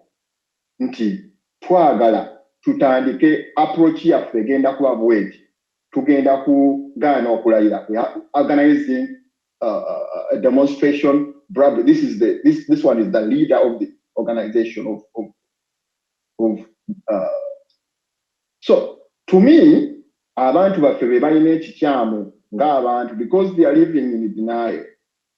They are living in denial. They have failed to use their brains to understand the art of war, as said by Sun Tzu. Kuba Sun Tzu atugamba agamba 5 lessons ezibeerawo obanga olwana olutalo. Esooka, choose a battle. Choose your battle. Noonya olutalo lw'ogenda okulwana. Bw'oba osazeewo kugenda kulwana, tojja kulwana buli ntalo. Olina okubeera ne dimensional approach, nti nze olutalo lwange luno. Yes. 2, agambye choose the right timing. Timing is very essential. Yes. Omulabe ojja mulumba emisana baba batambula, naye lwaki tomulumba kiro ng'abantu nga ye yeebase, oba n'abantu nga beebase n'ominimizinga casualty. 3, know yourself and know your enemy. Olina okumanya, weemanya amaanyi go ne omanya n'amaanyi g'omulabewo. Yes. Abantu bangi nnyo balwana entalo nga bwe yandibadde asinga omaanyi, yandibadde asinga obunafu, naye n'alwana n'awangula ow'amaanyi, just because ye yeemanyi weaknesses ze, amanyi ne weaknesses z'omulabe we. Naye buli wotamanya weaknesses za mulabe we, kitegeeza nti you fall in hands of, ojja kulumba w'alina amaanyi. Ebiseera by'alina amaanyi, era yali ayokkwekyo yagamba nti lumba omulabe wo mu kiseera ky'omumanyi nti munafu. Ate era okakkanye lumba omulabe wo ekiseera ky'omumanyi nti w'amaanyi, ate okakkanye ebyokulwanyisa omumanyi nti munafu. Ekyokuna agamba nti you must have a unique plan. Pulaani ye erina okubeera nga yanjawulo, tokozesa pulaani y'emu. Ova kunnyonnyola nti omusajja asoma mu kitabo kyekimu mu lupapula lwe lumu buli kaseera, naye ffe tulemye okumuyiga. Buli kaseera yajjayo kaadi mmyufu ya reedi 7, era gwe naawe n'osigalawo ne bakusala n'omulala. Besigye baamukolayo bati ne bamusibira awaka. Honorable Chagoni Mamusirida Waka, Najira Mamusirida Waka. There must be a game plan, a chuka unique. This guy is your plan. Kweka obukodi obwo. Nade toja bukwe kanti jabukwe kati ne kubagenda okuyamba. Kubanga rolo ya head is to plan and give directions. Musiramu waliwo hadith oba ekimu ku nsomesa y'obusiraamu egamba nti buli wolaba ekintu ekirungi ekibi kijeewo n'ebintu bisatu. Ekisooka kijeewo n'omukono. Omukono kitegeeza we fight it. Fight it. Ekyokubiri kijeewo n'omumwa. Kivumirire. Ekyokusatu kijeewo n'okukyawa.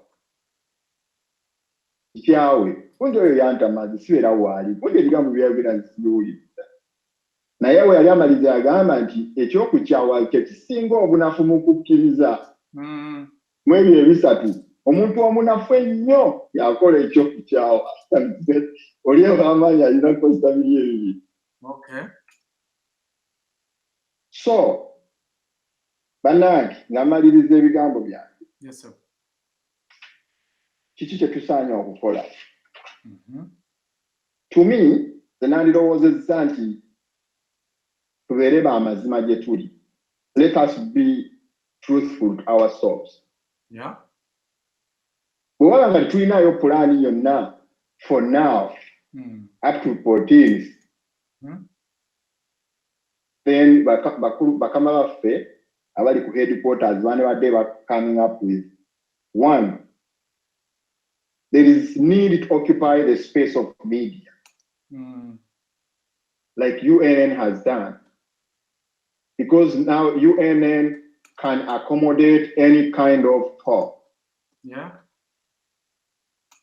Media are not occupied by the occupation. The occupation has occupied even the media in Uganda.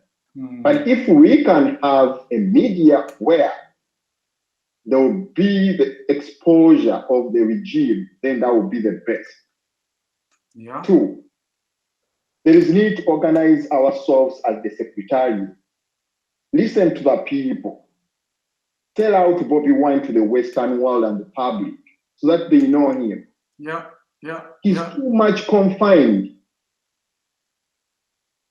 He's too much confined. Who knows him? Any leader that wants to be a contemporary leader in this world has to be sold out to the public, so that people know. Now he's now bamukumira mu kisenge nga mugole. Three. There is need. Oli gwavuganya yali outside on display. Ali ku mirimu gye kubanga ne omwana wa bulijjo omwana omuto omuleeta atanaba kumanya nnyo kola analysis n'olaba omuntu oli akola ali busy n'omulala tali yeekwese mu kisenge. Bonna ani aba golowooza nti nno yali on the right track. Simple logic. Three, there is need to put a mechanism of reaching out to people and the people reaching out to their president. Platforms must take away. There must be weekly briefings. I don't know what is happening now. There will be a magazine. At least one magazine every week a forum you get what is the president talking about. There must be a mechanism as to how people can reach the president. There must be a mechanism as to how people can give in their problems, can speak out their problems. Four, let the secretariat allow everybody to be involved in the affairs of running our party.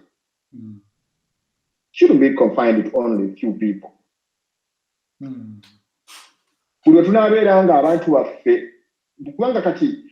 One of the biggest problems why people are criticizing the secretariat is because they have not opened up. They haven't opened up. Because in a situation whereby there is free range of inflow and outflow of information, there won't be a lot of questions being asked. Not because there's concealment of information. Everybody is asking what is going on. Ojukirabira ebiseera ebyaliwo ebya campaigns abantu buli omu yalinga amanyi kigenda mu kati waliwo naayinza kubuuza ki ekigenda mu maaso because they knew what was going on. Finally, nze ndowooza nti there is a need for a call of delegates conference by the new leadership. Bo banyini ba leaders batuule wansi badesigning strategy balabe. And they reveal it to the people. As they reveal it to the people and people can understand what is going on, then everybody will be at peace. Otherwise, buli muntu yenna abuuza what is going on. Yeah, in fact, waliwo omwe yambuuza ekibuuzo n'angamba kati kimbugwe. Mulirwanawo nga takubye enduulu, nga towulidde enduulu ku muliraano osobola okudduukirira. Tosobola. Oyina kumala kuwulira nduulu n'ogenda olaba ekibaddewo n'obuuza neyibba muli bulungi. Kakati abasajja bano secretariat bw'eneesirika bw'eti ng'erina abakulembeze okuva ku mitendera gya wansi bonna basirise. N'eyali ayogerako Seggirinya owulire kuba wagambanga kangende ku Seggirinya mpulire. Naye lwakuba nze kye nali namuviirako nga ye always ajja when there is a need. Nga tewali lwajja ye kutuwaayo something positive. Omanyi n'abantu bw'obeera nga buli lwojja you are in need kwegaba buli kkola ejja kusaba ssente otandika n'okutya ozikwata. Naye at least yafubaafubangako n'agambye omukulembeze ali bw'ati naye kati tetumanya kati Seggirinya naye ali munda. Kakati ate n'aba smart to say Uganda ne bajja ebweru gye basobola okwogerera nga banaakeesa tebabakwati ate nabeera tebakozesa advantage eyo tebabakkiriza kukozesa that advantage because nze interest yange si muntu kujja wano ku UNN. Naye I'm asking if UNN oba Kimbugwe is against NUP ki ekigaana Dr. Lina Zedrigo kugenda ku Kyoto? Ki ekimugaana okugenda ku Lumbuye? Ki ekigaana His Excellency okugenda ku Lumbuye oba ku Kyoto? Ki ekigaana General Secretary okugenda ku Lumbuye oba ku Kyoto oba anywhere bo gye balowooza nti wali positive oba wagira nuupu. So that's why ndaba nti teri muntu ajja tudduukirira nga tewali nduulu gye tukubye. Nampumba wombe ebyange, I just beseech Ugandans to be vigilant, to know the truth. The truth cannot always be hidden. It always surface. According to what I've been I've been hearing at UNN, and I really appreciate what is happening. You give out the truth, and people will have understanding. It's upon people to analyze and find out what is wrong, if you don't agree with it, then you come out and then challenge. But if you just complain of what is being issued out here at UNN and can't give any evidence of your proof and the proof of what you're saying, then I think so. Thank you so much, Prince Kimbugwe, for giving me this chance, and I hope people will understand and go up with what you are preaching and what you're giving out to them. Nebaziza nnyo abawuliriza baffe. Yes, sir. N'abali mu studio mbabaziza era mbagala nnyo. Thank you very much. God bless you. God bless you. Happy Ramadan, Karim. Happy Ramadan to you, sir. Oyabadde Dr. Juko omulangira okuva mu USA ayagadde okujja okubaako kyatugamba naye abadde ku mulimo tatidde kulaga face naye abadde ku mulimo nagaakanye yambise office olw'okuba mubaddemu abalala nga tetusobola kuleeta kifaananyi ekyo gye muli naye kansubire nti ebintu bitegerekese bulungi. Kakati tugenda mu mboozi eno kuba eno bano bamaama abali wano basatu. Emboozi ya maid ono yakola mu Buwarabu naki Uganda kyeyali badde egifunamu ddala Uganda bwe beerumirirwa abaana abali mu Buwarabu ki Uganda oba government, kubanga government si Museveni. Naye tubuuza abantu bano bonna n'abalala abali mu ministries, abali mu departments za government bonna baafa emitima nga Museveni. Because at least mwe musobola okukolako ekintu ekyenjawulo olunaku olumu ne tumanya nti mwe muli banjawulo. Katulabe vidiyo eno n'oluvannyuma tukomewo bamaama basobole okuba nga bagidiscussingako. Naye Dokita ze n'ayogera ku vidiyo nga Buganda oba Mengo ewa Kalibu Temuwona ekika. Katugirabe tumale tugende mu ya mate.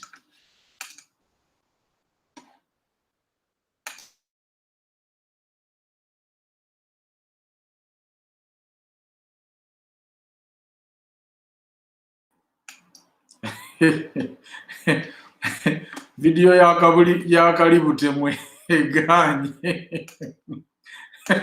Balabika bagirookinze. Katugende mu ya maid buterevu. Ya kadama bamama bajje bateese ku nsonga eno. Oli ku UNN.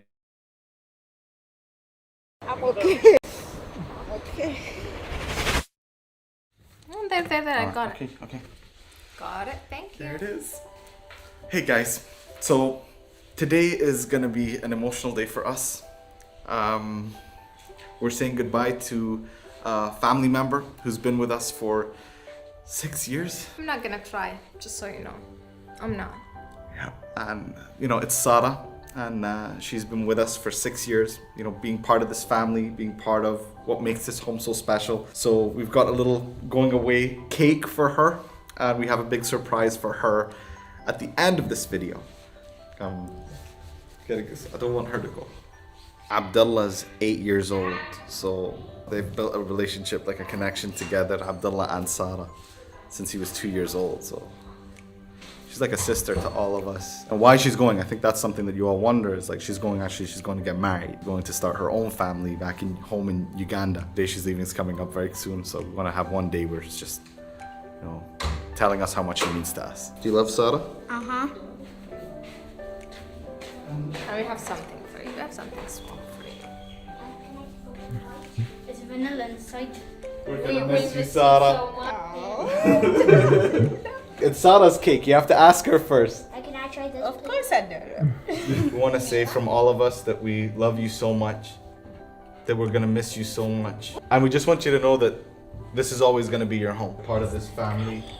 Don't cry! I said I'm not gonna cry. Can't wait to see your beautiful family, and we can't wait to see them grow, and we can't wait to welcome them all back here, inshallah. And we love you so much. And I know we're going out now to do a few things, but we love you. Don't cry. I want to tell the world, there is people you think you never thought that you'll meet. Oh my God, I never lacked anything. If I want to go to my country, I say, Khalid, I want to go to Uganda. Okay, it's fine. Salama, I want this. Okay. They never say no. Everything I want, they give me. So, Khalid and Salama, I want to say thank you. Actually, to all your family. Thank you for everything. We're gonna miss you so much. You're not crying, man. Can we just eat some cake now? Adela, can you give me a hug? Why are you crying? I miss Sarah. Let's sweeten this day up a little bit. Just make it a little sweeter. Cake can hide the tears. We don't know what to say when we say we miss you, but we'll just sing happy birthday just because it's... Yeah, all right. Happy birthday to you. Happy birthday to you. Happy birthday to Sarah. Happy birthday to you. Yay. I wish I can still. This is the piece she cut first. Notice it's the biggest piece. I was like, you guys want cake? They're like... I am not allowed, but let's do this. Sarah, I want to ask you a question. What's the thing you're going to miss most about, other than like the home, what are you going to miss most about the UAE? What's that?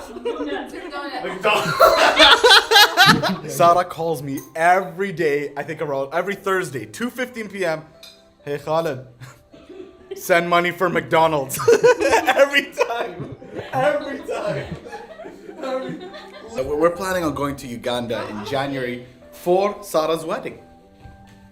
Yay! I'll wear the traditional clothes. Oh, the team, yeah? Yeah, everyone is invited. We've already been to Uganda once and it's beautiful. So now we're going again to celebrate a beautiful human being in a beautiful country. I think he's gonna be going to Uganda with you. Like, I'll wake up in the morning. Hey, have you seen Abdullah? Oh, he's with Sarah in Uganda. Oh, okay, he'll be good. Are you gonna marry and come back here? Are you gonna marry and come back? And we will go with you and enter your house. For the past month, we've been like digging around and trying to find out how much the wedding will cost, and Sarah told us how much her wedding is gonna cost, and we want to give her that as a wedding gift. We want to take care of her wedding and pay for it. So yeah, that would be all. So she doesn't know. She always transfers her money back home. So when she's transferring her money, Salma's gonna give her a bit more to transfer, which inshallah will be our goodbye gift or see you later gift. See you in January. Gift. See you in January gift, inshallah. So let's go. All right, Leo, we'll see you later. If you want anything, just make sure and give us a call. We're just gonna go and get some stuff. Take care of the house, please. Yeah, and don't get up. Don't get up. Please Stay where you are. Stay, it's fine. Enjoy your life. Nap. It's more of a hibernation.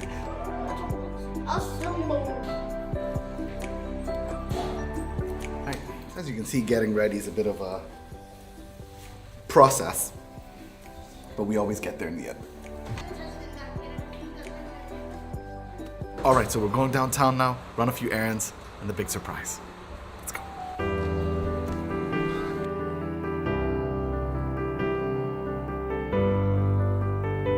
So we are in downtown Abu Dhabi, running some errands, getting some gifts, all that stuff that Sarah wants to send home, and we've got the big surprise happening. Let's do this. Let's do this. We have a surprise for you. So big, you don't know. You're gonna scream so loud when you go. You told us how much your wedding is going to cost, so we just wanna pay for all of your wedding expenses as a thank you and to tell you how much we love you.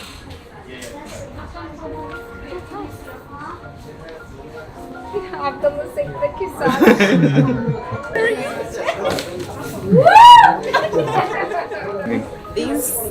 These people, they are not only my bosses. They are my brothers. Yeah. He's my brother, she's my sister, and they are my friend. Yeah, we They're my friends. You're gonna cry, Gababa. I want to say thank you for Salama and Khalid. God bless you. God bless you. I didn't know. Seriously.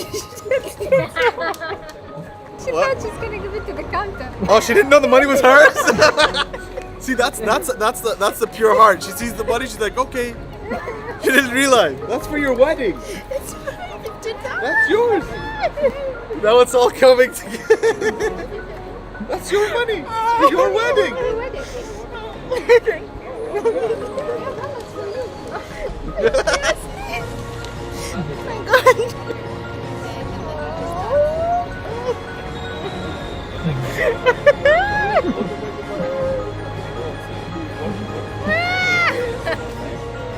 I'm okay. We love you, Sarah. We love you, Sarah. We love you, Sarah. We love you, Sarah. Sarah, we love you so much. Skina, man. She's having the hardest time.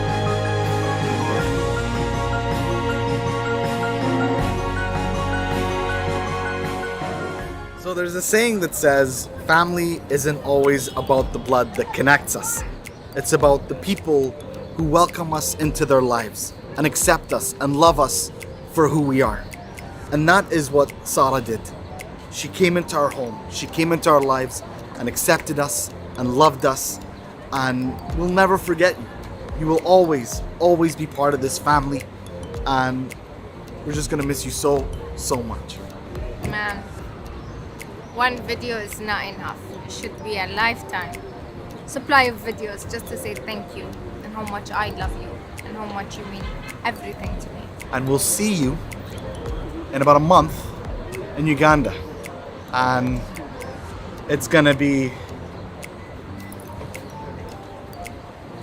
yep, something like that. But we can't wait to see everything that you build and the beautiful family that you have, and you will always be home with us in our homes and in our hearts. Much love. God bless.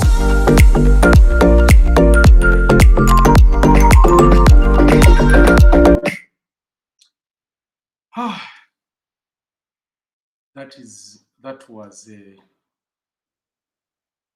a heartbreaking video to all mamas, and I want to dedicate this video to all our brothers and sisters who are living in the highest degrees of Arab countries, because sometimes it goes up to 80 degrees there, and you there representing us, our hearts, our culture, our love to people. We really salute you, brothers and sisters in Arab. Kino kye kintu kye tubadde twogerako ku vidiyo eno ne tugamba nti really abantu bano bwe baba ddala baagaliza Uganda abatukulembera. Why don't this lady or this woman was not part of this tour campaign, or even to get a job in Ministry of Tourism? Iso bulungi yali presentinga Uganda, yali awaniridde ebbendera ya Uganda, n'atuuka okusikiriza abantu bano. Vidiyo eno eringa like 8 months old. Buli mu yagiraba, naye abasajja bano aba gavumenti tebaala mu State House, ne balimbalimba Museveni nga bwe balinga bwe baleese investor, because ku ssaawa eno buli $1 from the dictator, kubanga they are promoting peace etaliiwo. Uganda baabductingibwa, kati every opportunity of someone coming to Uganda, they are celebrating it, they are getting money in it, because nabagamba omuntu bw'akaddiwa, lumonde bw'akaddiwa wali ku kisaawe buli investor ajja, I mean buli muzungu ajja nga bamutwalira nti ono tuleese investor. That's what kino kye baakoze ku Khalid ne mukyala we ne family ye, ne bakitugamba nti Uganda Tourism Authority ye muleese mu Uganda. Sophia, njagala oyogere ku moment, kubanga omuwala is not aware embaga ye yonna baagisaanikidde, kibalemye okutegeera. Tewali we bayogeredde ku mbaga ya mwana ono yaleese abantu bano, naye nga before video eno efulumye Sophia, buli TV mwana ono. I think abatuuliza mbalamusiza n'abakatujoininga bonna ndi eno family, naye nga nalabako this story some time back. It was continue to be, and they probably are going to be, kubanga buli okuba nti no kati bakitwala nti no it was their effort why this family, maybe, you know, well-off family from UAE is a Uganda, why it came. It didn't come for someone. How could it come? Because of someone abadde baby kadama okitegera, just to it's sort of maybe to remove the confidence from the actual pattern nga tebasobola kujja for the person. Why would they anyway, you know? By na kujja because of our effort. Fe era fe all the time, era fe about, you know, just opportunistic individuals but trying to put down you matter to us, you're a human being. Kati kino nze kye Uganda, I think maybe kirabikanga person. Why would they bazze for for the country, you know, about effort to them. If I'm not wrong to say, that's the sort of the Gundi article when Somie Gambanti, oh, this person's efforts you know. So it's about putting down, it's about removing the humanistic nature of the person. Omukyalo no bambi abadde abakolera for so long, ne taking her on as a human being, you know. Kati bano interpret this whole story. But at the same time, I think then it's not important to wedding maulid oba terimu. The fact of the matter is she matters. However, you know, she's had a relationship with her bosses, and maybe Vanovalos, and how dare how dare do the bosses like have this sort of relationship, a relationship with them, with the person Gubalos and Bamusindikeyo babone. So I suppose I give a message to all abali Munsizo Najamuli, abali Saudi, abali UAE, particular video or family about the UAE, United Arab Emirates. So abali Najabali, just have confidence, and we hope that we who are here will continue to educate about your human rights, educate that you matter, empower you to know that you're actually human beings and you're not just property to be used. So this is one of the stories that could, it gives you hope. Vicky, tulowooza nti Uganda yalibadde nze tumi yalibadde ekozesa Khalid ne mukyala we. Era interviews ze twalibadde tulaba zaalibadde ku TV oba amawulire zibuuza zigamba nti mmwe stories etuwulira eyo zonna nkyafu ku ngeri abakozesa b'abantu baffe be tusindika eyo bwe bayisa abakozi abo. Naye mmwe lwaki muli banjawulo era magezi ki gwe mwalibadde muwa bali abatulugunya ate abalala mwe mwamwagadde abasajja baakwata bajeti y'embaga y'omwana ono yonna ne bamuwa $15,000 to cover the entire wedding. You can imagine. Naye ng'ate babadde bamusasula. Waliwo n'endala ze baamuwa wano mu video eno sizirabyemu nti babadde bazimusevingira bazimuterekera. You can imagine that. Lwaki government ddala bwebanga efaayo ku bannayuganda teyawa involvinze muwala ono oba mukyalo ono in this story? Kati nze mukulu Kimbugwe nze njiga ebintu notinze points eziwerako. Point esooka njagala kwogera eri baganda baffe ba Kadaama ne bannayuganda ffenna gye tuli wano mu Bungereza ne mu nsi zonna nti ensi eno eringa nnimiro, nti gwe oyina ensigo eri mu bulamu bwo, ennimiro eno ogisigiremu ki? Omwana omuwala ono yasiga okwagala mu famire eyo. Nti kati bannayuganda mu ffenna gye tubeera, ensigo we tubeera mu mayumba ge tubeera, tugenze ne tuwulira ebiseera ebisinga bannayuganda naddala kuno ku Bungereza nga beekokkola. Nze sisuza munnayuganda, nze sikyaza gundi olw'empisa embi kwegamba ensigo ziri ze tusiga. Kati gwe gy'oli yonna ku mulimo oba wagenda mu Bwakadaama osiga ki? Ojja kikungula. Bw'oba tokikungule omwana wo n'omuzzukulu ajja kikungula. Kati baganda baffe abali mu Kadaama eyo, ekintu kimu kyenjize mu criminology especially, ng'omuntu akuwambye lesse ng'omutujju akuwambidde mu nnyumba bakuwambye kwegamba kidnapped, engeri y'okufightinga kidnapper olina okweyisa obulungi okusobola okulwanyisa ki kwegamba. It's like you can't add negative and negative n'ofuna positive, tekisoboka. So olina okukozesa positive force okusobola okufightinga off negative force. Nti kati bakadaama n'abantu abakola emirimu egy'obuddu ng'egyo, weeyisa otya osobola okuwangula gw'okolera? N'omuwala ono kyatuyigiriza.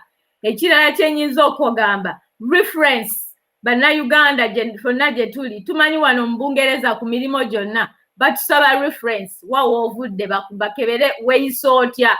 character omuwala ono alina reference eri ku family eno basobola omuwa omulimu basobola omurefaringa you know ekirala kyenjiga ekiri negative ku government yaffe government ye Uganda they are not government leaders they are government dealers they are dealers kati ate ba dealers they seize moments they seize opportunity bo balabyewo opportunity y'okuyisizaawo diiru yaabwe nti ekyo kituyigiriza kiki mu kampu yaffe neya revolution nga twagala we need to seize the moment buli we tulabawo moments mukulu Kimbugo ozze otubuulira moment twalina moment ng'omusango oguvudde mu court eyo moment tugisiizize tutya tubadde ne moments ez'enjawulo mu jjana eno nga tuli mu kalulu nga tutambula people power nga tugenda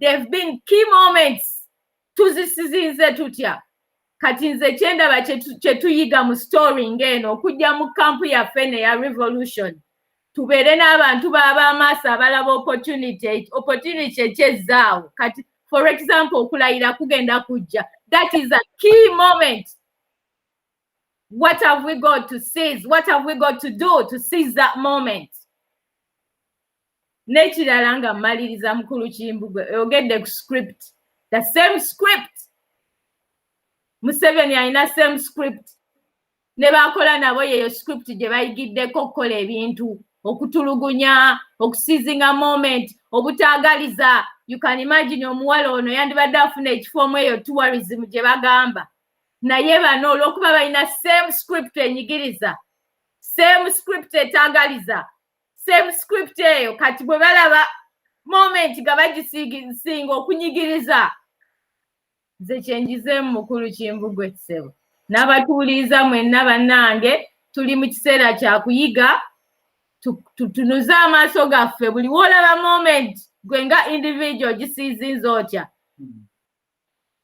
that's what I can say webali nnyo Vicky webalire ddala kati Desire ki kyoyogera ku nsonga eyo njagala kwongerezaako ku bibadde byogebwa njagala tujjukire ng'Abannayuganda ebintu ebimu ebitinitini is that last week kuno ku UNN Prince yaplayinga video y'abawala abali mu the Middle East nga basaba babayambe government ya Uganda babayambe babanukule babayambe tebamanyi na passport zaabwe gye bali that was just last week kati this week tulaba government hijackinze a success story kibanganga woona agamba buli boss w'omuntu mu nsi aba mulungi ate kati twerabirira the bigger picture which is ani owninga ezo agencies ezitwala abantu mu the Middle East ne story eziva in the Middle East kati ofunyayo story whereby eri success story naye nga the person involved talimu kyebanyoonya script ya Museveni is nze ngeri gyenkirabamu at any cost at any point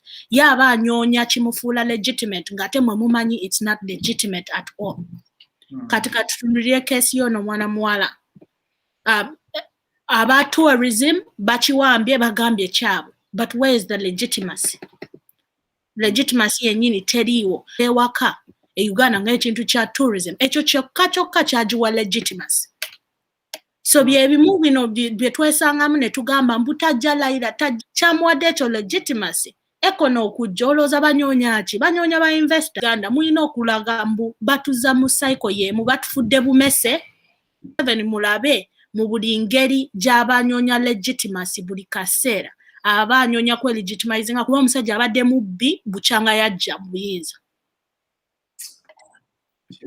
kibi ddala bannange njagala kati abakubi b'amasimu mujje mutukubireko ku ssimu wano mutubuulire mu ensonga zino ze twogeddeko waggulu muzirabye mutya tugenda kuwaayo abakubi b'amasimu batono kuba obudde buyise ate nkya kukola jjukira leero Mande naye katwetegereze embaga y'omwana ono bwe yatambudde ono ye muwala gwe tubadde twogerako era aline mwane Nabagereka wa Buganda yagibaddeko era mulaba wano ye mukulu Khalidi mukyala we n'abaana be omuwala ono be yali alabirira jjukira nti bino byonna yabipromisinga omukyalo ono oba omuwala ono nga bamusiibula nti bajja kujja n'abaana babamuleetere ku mukolo beebo boolaba. Katulabe munaffe ali ku ssimu.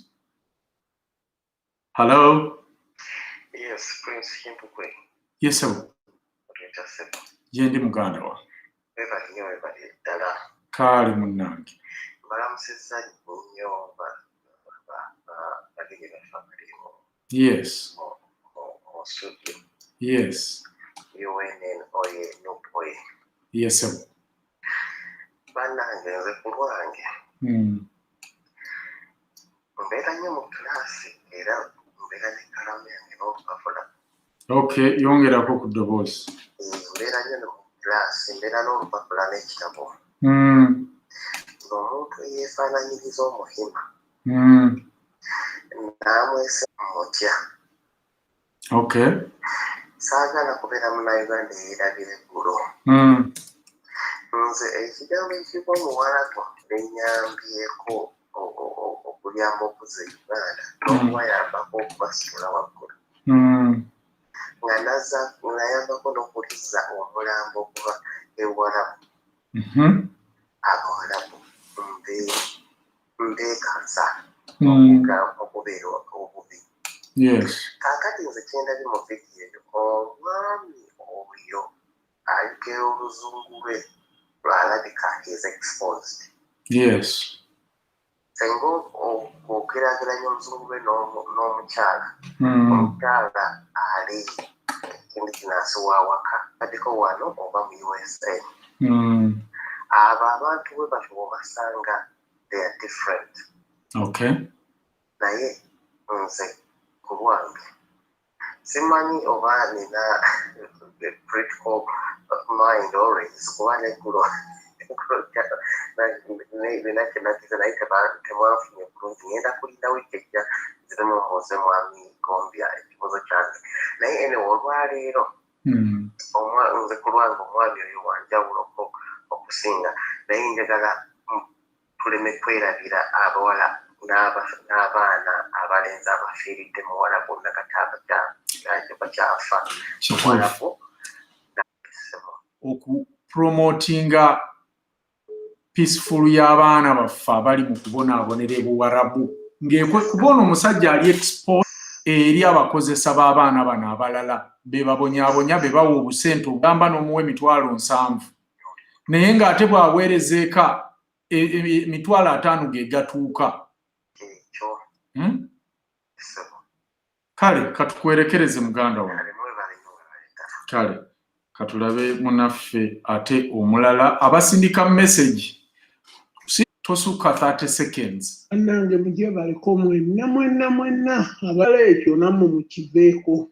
Omuwala yajja dda myezi 4 agiyiseewo ebyo byonna bye boogera baba batujja ku mulamwa. Temumanyi Museveni nti no kasita bajja gavumenti yabatendekadde ezo TVs nga zinoonyayo obukadde nga zinoonyayo emboozi zino zikuzikula kafeero byaffe omuwala yafumbiddwa ne biggwa bali baagala kwerungi ababadde bajjaffe ku mulamwa. Omwami oli ayogedde bulungi bannange kubanga tulwanyisizza omumwa tulwanyisizza n'obukyayi naye kati mikono mikalako amafuta ago tunaalaba abalala ab'amawanga tujja agaliko kati agatunda gy'omukyala yazze ne bakola endagaano eza payipu okubanga zigenda ziyiwe eri ewa nga tuwonya olumbe omuntu tosobola kukekkereza ssente ng'olina ssente mu nnyumba. Weebale nnyo nnyabo kuba ffe tulaba agenda kukola ki kuleetera obuzibu. Mr. President, please vaayo awali omukka tewawula muliro n'abaana. Weebale nnyo weebale ddala labe munaffe ono. Owaaye mwami Kimbugwe mugyebaliko twebaza Katonda olwa mukyalo oyo eyali Kadaama. Naye kaakati simanyi oba gavumenti eyaleese abali bakama be oba bazze kubeerawo bubeezi naye gavumenti bwe baye yabaleese kiki kye bagezaako okukola kumotivatinga abantu bonna genda kukola bwa Kadaama andi ki awo nange bwe ngattagatta ddoti singa Kimbugwe wootera okukola sirabaawo kijjiraawo Are they motivating our girls to do kadama? Siman, chimbuliremuko. Okay, abantu temwategedde lwaki twalese story eno. Twalese story eno kugezaako kulaga nti gavumenti yawambye show y'omwana ono. Bano baali bakamaabe, twalaba vidiyo eno myezi mingi emabega. Era ne bapromising okujja mu Uganda. Investor okuva e Dubai. Ono omusajja si investor. Ono omusajja YouTuber. He's a motivator. Akola video ze ku YouTube n'aziteekayo. Era that's why yateekayo video y'omukyalo. Naye batugambye nti ze tourist era bamutwalidde Museveni batugeyiza investor. Era bamutwalidde Museveni nga investor. Era jjukira Museveni buli gwaleetanga investor. Bw'amala omusisinkana amuwa tourism board n'emulambuza Kiwanda ne ttiimu ye n'abo bawekesa Abadoni Wanyaze ku mbaga. Kati tulaga effutwa n'effubitizi ly'abantu bano. Bwe baba nga baayagadde okukozesa omusajja ono nga investor oba kumugurabinga ku kisaawa, at least omukyalo ono omwana ono ow'embaga gwe bajjiddidde baali badde bamu-involvinga in all this. Ne bamuka n'okujja mu Uganda. Balabe bannayuganda neeyisa yaabwe n'engeri yaabwe. Era ffe tulowooza nti mu kifo ky'okumutwala mu National Park baalikoze eri bannayuganda tu gavumenti yalikozesezza omusajja ono being nti ze YouTuber okugenda okusomesa oba okwadvocatingira abawala kubanga okutulugunya kungi kesi ze tufunye nnyingi ne gavumenti naye ebyo byonna tebaabirabye tebaabifuddeko wekibwetere Museveni. So that was the case. Katulabe muna phone. Hello? Hello? Ve wali TV tukuwulire. Mwebale kuweereza bannange. Naawe weebale nnyo. Abakyala abali ku pano mbabuuzaako mwebale kutusomesa. Nnyo. Naye bannange nze kyemulaba kyendaba oba. Tubuuli. Mulowooza nti tulifuna obuyinza nga tetulina magye gaffe. Osanga waliwo pulaani endala. Nze munsobedde tewali pulaani egenda kutwala Museveni okuleka nga tulina eggye lyaffe erisobola okukuuma Kyagulanyi mu buyinza naffe okutuwa protection. Omusajja Museveni alina groups ezirwana bino byateekawo bikoni bino biki. Ne Kyagulanyi ne wamuwa obuyinza bakoni abo bazuuka ne batandika okutta abantu. Yes. Otuba tetulina magye gagenda tukuuma naye gagenda mukuumira mu buyinza. Oba ekyo ekintu mwe temukiraba nga bwe nkiraba. Owaaki. Bannange tetusobola kugenda mu buyinza emyaka 35 emyaka 4 Museveni gy'amaze nti atuwa amagye ge. Kuba go magye ge mukkirize mugaanye. N'abapoliisi olaba Kyagulanyi oyo yali abakookonya n'akakadde baatunulanga Kyamuli nga bawoza ono biki byayogerako naffe tetulina bwe tuli. N'oba otusuubiza akakadde kano bajja tuwamba amagye. Kuba kati nze essaawa zino nze ndaba ne we tugamba nti tukoze protest eri peaceful amagye still gatwala obuyinza gabutuggyako. Kuba tebasobola tukuuma nti kale Kyagulanyi wuno tumubateereddeko ku ntebe. Obviously naye aba batutwalako obuyinza. Nnyo. Neera mu byonna bye tuba tupulaaninga bannange tupulaaninga eggye oba batuyita abayeekera ne Museveni baayeekera okuyingira mu ntebe batuyita abayeekera. Ate era tekiri mu stand. Nga talina protection ffe temutusuubira kutukuba amasasi nga tewali bukuumi. Kituufu. Neera mu buli kyemupulaaninga eyo gundi weeba empuliriza Nuupu eteekewo eggye oba lisangibwa mu nsi kiri erigenda okuggyako Museveni ng'ate lituwa obukuumi nga ne Kyagulanyi limutuwa obukuumi. Naye ekitali ekyo mwesonyiwe bino nti no protesting peaceful neera amagye gajja kutwalako obuyinza. Weebale nnyo nnyabo weebale. Kyekyo kyembadde nteesa naye mwebale kuweereza neebaza ne Dokita Bambi avuddeko nze bannange mwamponya ennaku. Okay. Propaganda yali anzise okusuubiriza mu folosoopu titugenda kulayira nga sikyebaka sikyalya famire sikyagifaaka mu stress naye yuwe mwanjijako ekyo ekirowoozo kati amupe ntambulira mu reality nti wewaawo omusajja waba waakulayira waali naye sipaga egende maaso revolution egende maaso naye biri ebyo ebya propaganda sikya biriko era mwebale kutuweereza wamma kale webale nnyo webuligedda kale okay oyo abadde munaffe oyo katuwulira ate munaffe omulala hello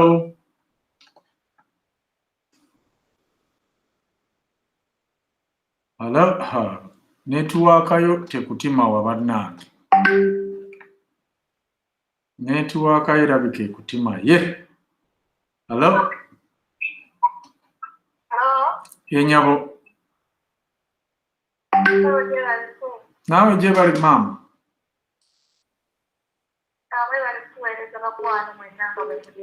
kale nyabo naawe webale kubeerako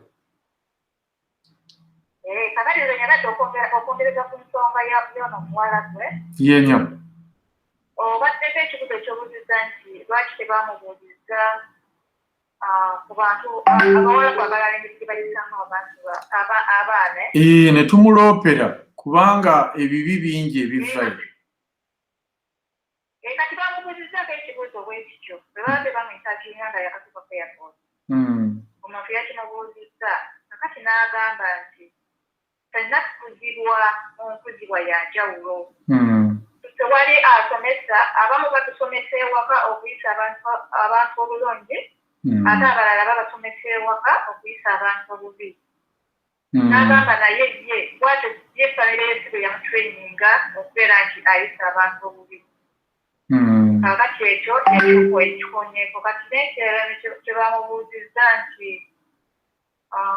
ate ankirabise naye nga kale ensonga eyo yakyogeddekoko bwatyo nti n'agamba n'ogamba nti bannamawulire ebiseera ebisinga baagala nnyo okulaba ekibi kye baba babikootinga ebirungi ne babirekayo n'agamba tesuubira nti famire zonna eziri ebuwalabu abaana abo babayise babubi nga bwe babiraga naye bannamawulire baagala nnyo okukutinga ebintu ebisobye ebitali bituufu nti bye basinga okulaga bw'onooba okalabika gundi kayintabyako ojja kamanya mu details nze wano nkubaddeko bimu na bimu yenzijukiramu kaakatono kakati ne tugenda ku nsonga ey'okununula Uganda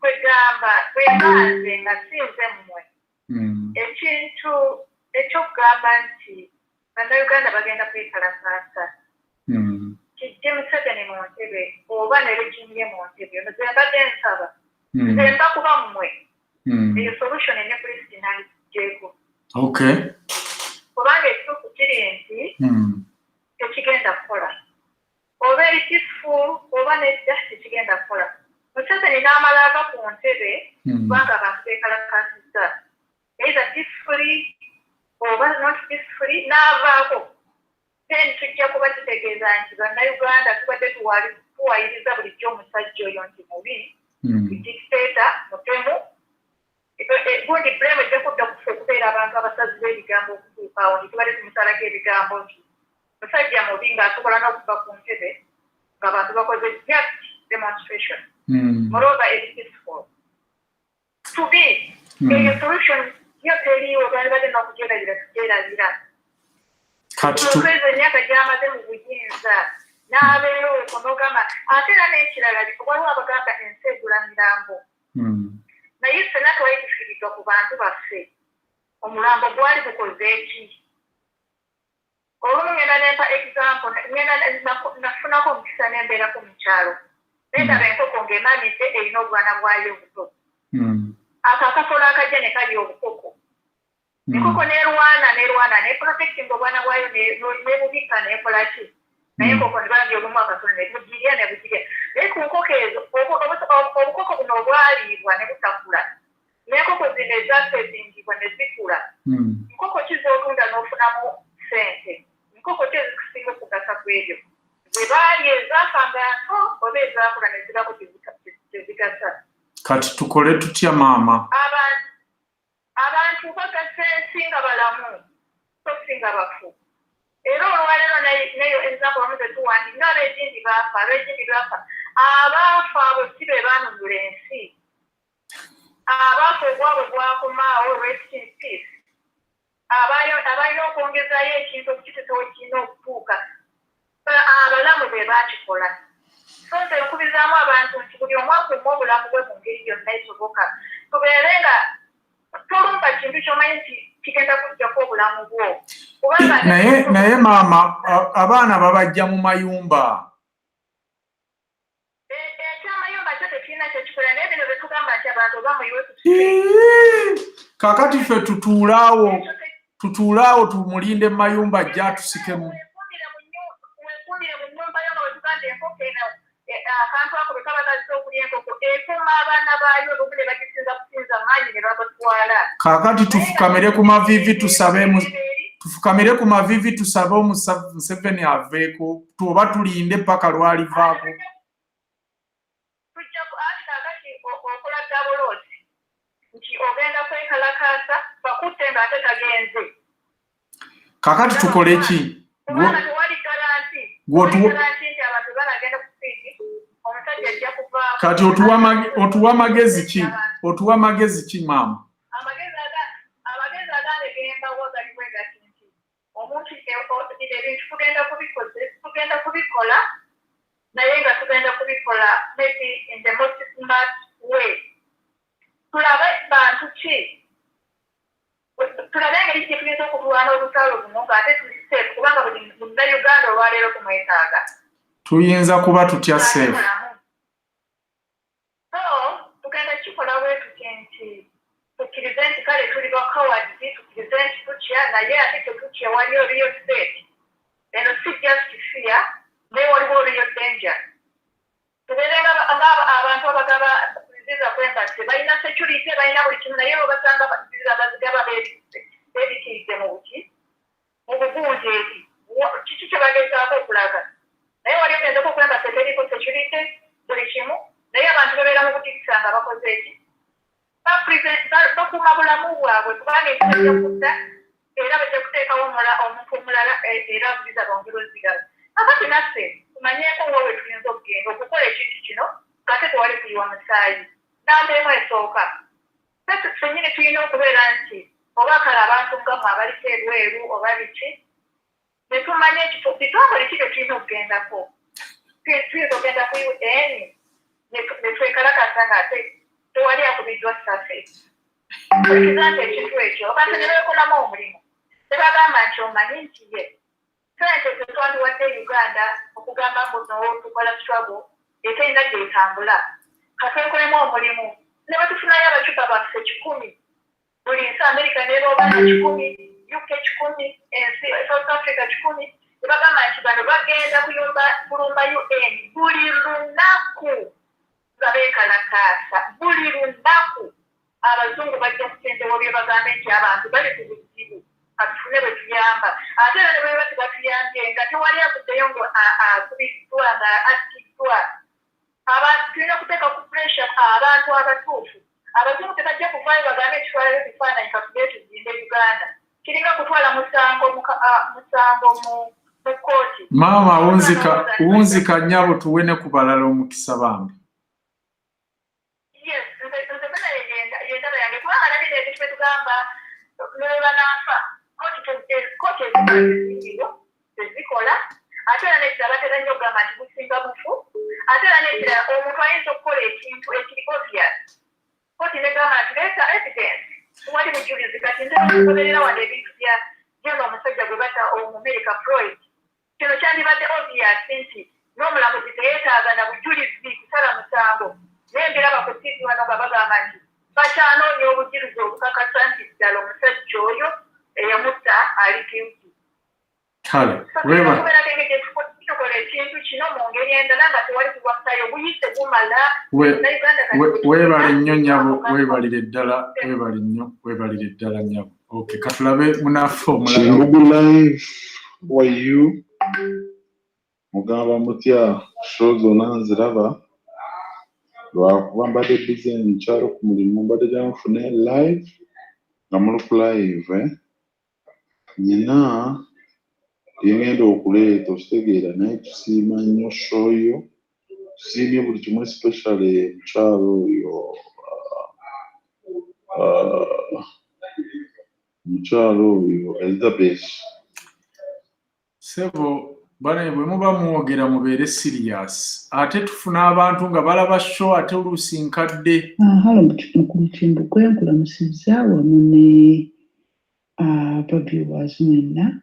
Nze mbadde ngamba nti eno eyinza okuba nga set up from the government kubanga obanga buli agenda okukolwa akadaama avaayo oba agenda akaaba maybe si bonna naye ate abasinga nga bavaayo bakaaba. Nze ndowooza neyinza okuba nga set up abaagala abaana abalala bongere okugenda bagende nga bakola ki bongere okubajjamu organize zaabwe. So sirowooza nti eno really genuine. Nze bwe ndowooza nga nze sirowooza nti this is a genuine thing. I don't think so.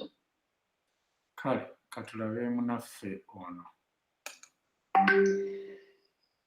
Abo abaami ba agencies be ba promotinga bino byonna. They are promoting, they hijacked all this scene. Balaga abantu ng'ebintu bye bitambula, how successful people can be. Don't mind about the people who go and suffer. Be babi hijacking era babyagadde nnyo bijje mu bantu. Balage how okubeera kadaama is such an important thing. So bino babikoze babigenderedde byonna. Okay. Atuwulire Nyindo wa Bobi. Nangira akulamusizzaako ssebo. Bannange muli mutya? Bannange bannange. Yeah. Egesi nkubye weebaza. Bali kulemera ku nsonga. Bali ku exposinga dictator. N'abamuyambako okukola ebintu by'ayagala okukola. Naye nga ffe gye tuli eno baakagula ndirwana entalo z'amagezi etulwana ez'ebigambo ne komenti. Sibajja tuzannyirako naffe gye tuli abamanyi okubaddamu obulungi. Gye tuli eno kugenda amaaso ng'otusomesa ffe eno nga naffe tubasabula.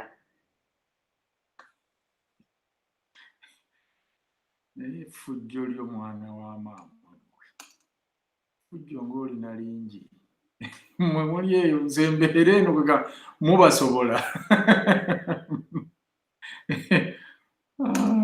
Prince gyebale n'abakyala abulinawo mu studio mwebale tuweereza.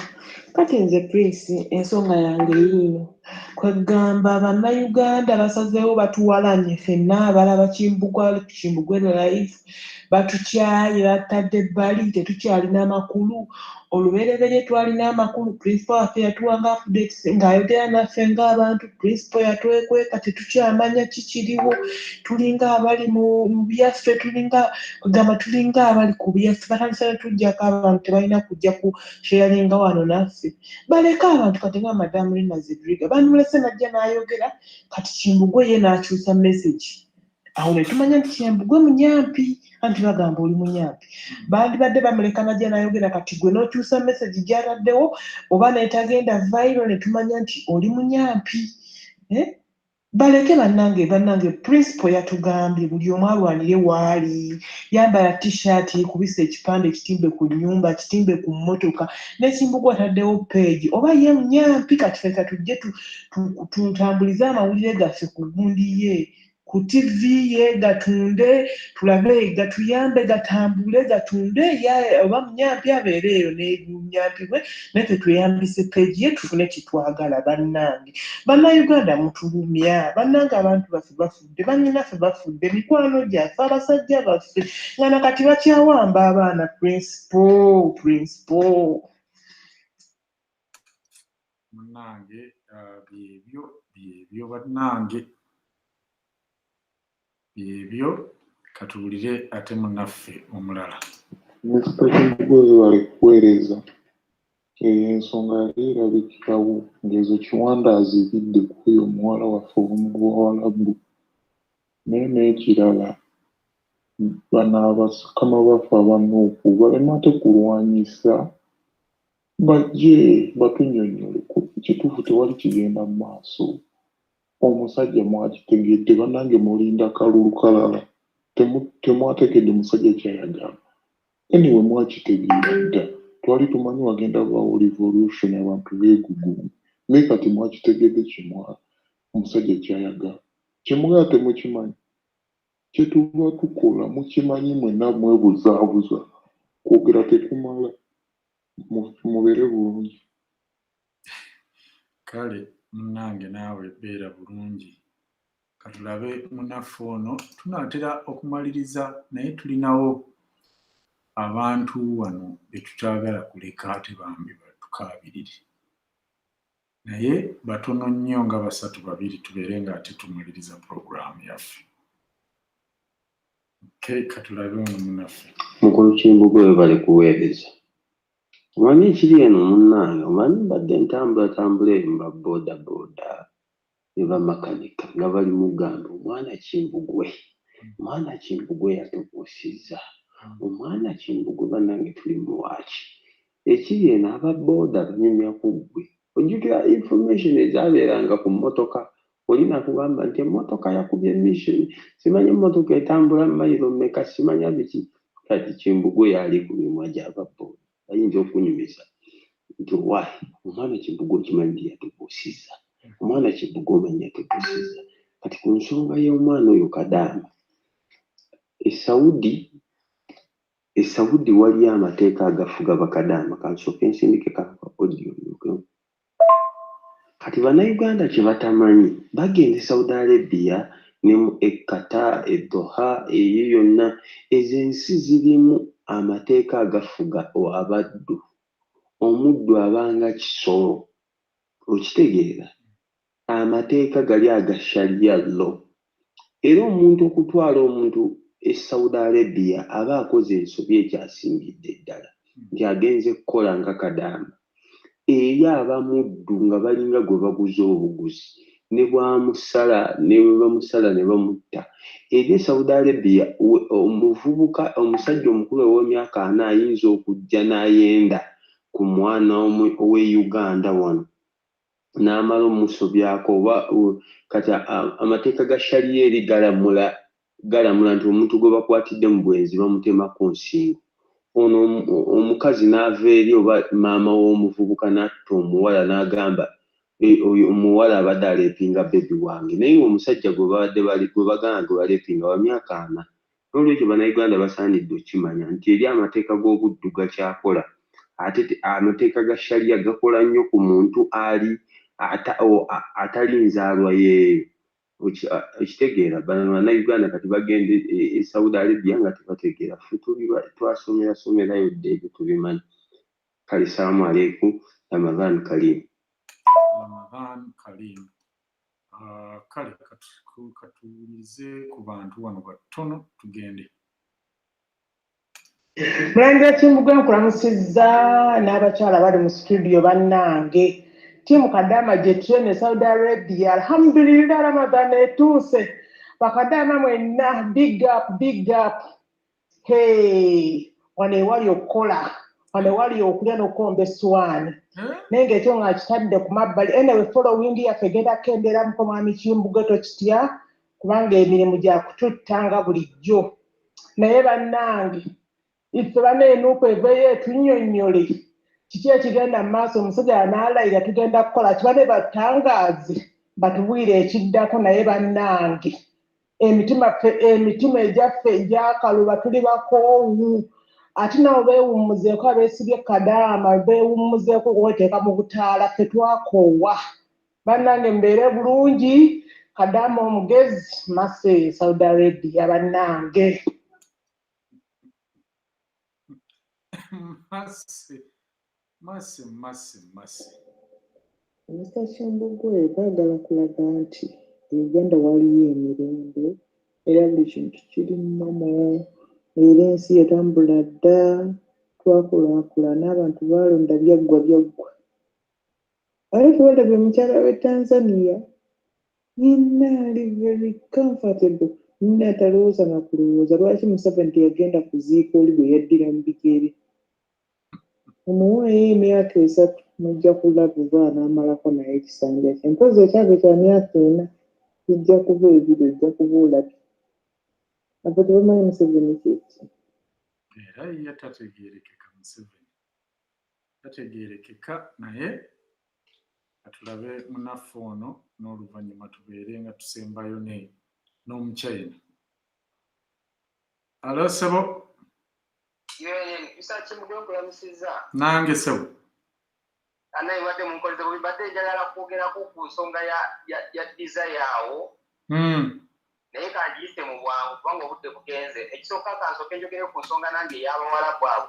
Bannange Abawarabu abo tulinamu kubanga bagamba nti osanga omulungi aba mulungi nnyo ate osanga omubi aba mubi nnyo. Ekirala Abawarabu bakyalina etteeka baliyita kafara system ery'abaddu lyo terivangawo.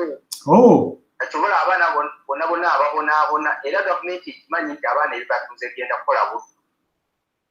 So era ekyo kyo temukyewuunya nyo oba tulina kirwanyisa tuse gavumenti abaana baleme kuddamu genda wa Bawarabu. Naye nga tukujjako nga omwana kyagambye nti omulimu abalungi. Kakati ekyo nga nkimaze sewumisa Kimbugwe. Desire agambye buli projekiti ejja ssaawa zino Museveni akulaba nga alegitimizinga obukulembeze bwe.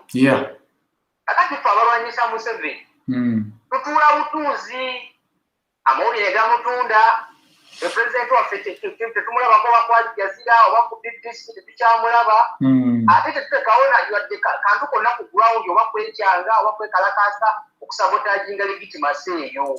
Kyekiri kye ŋŋambye nti ne tulemwa n'okwekyangayo katono wadde akatono nga ekooni azze.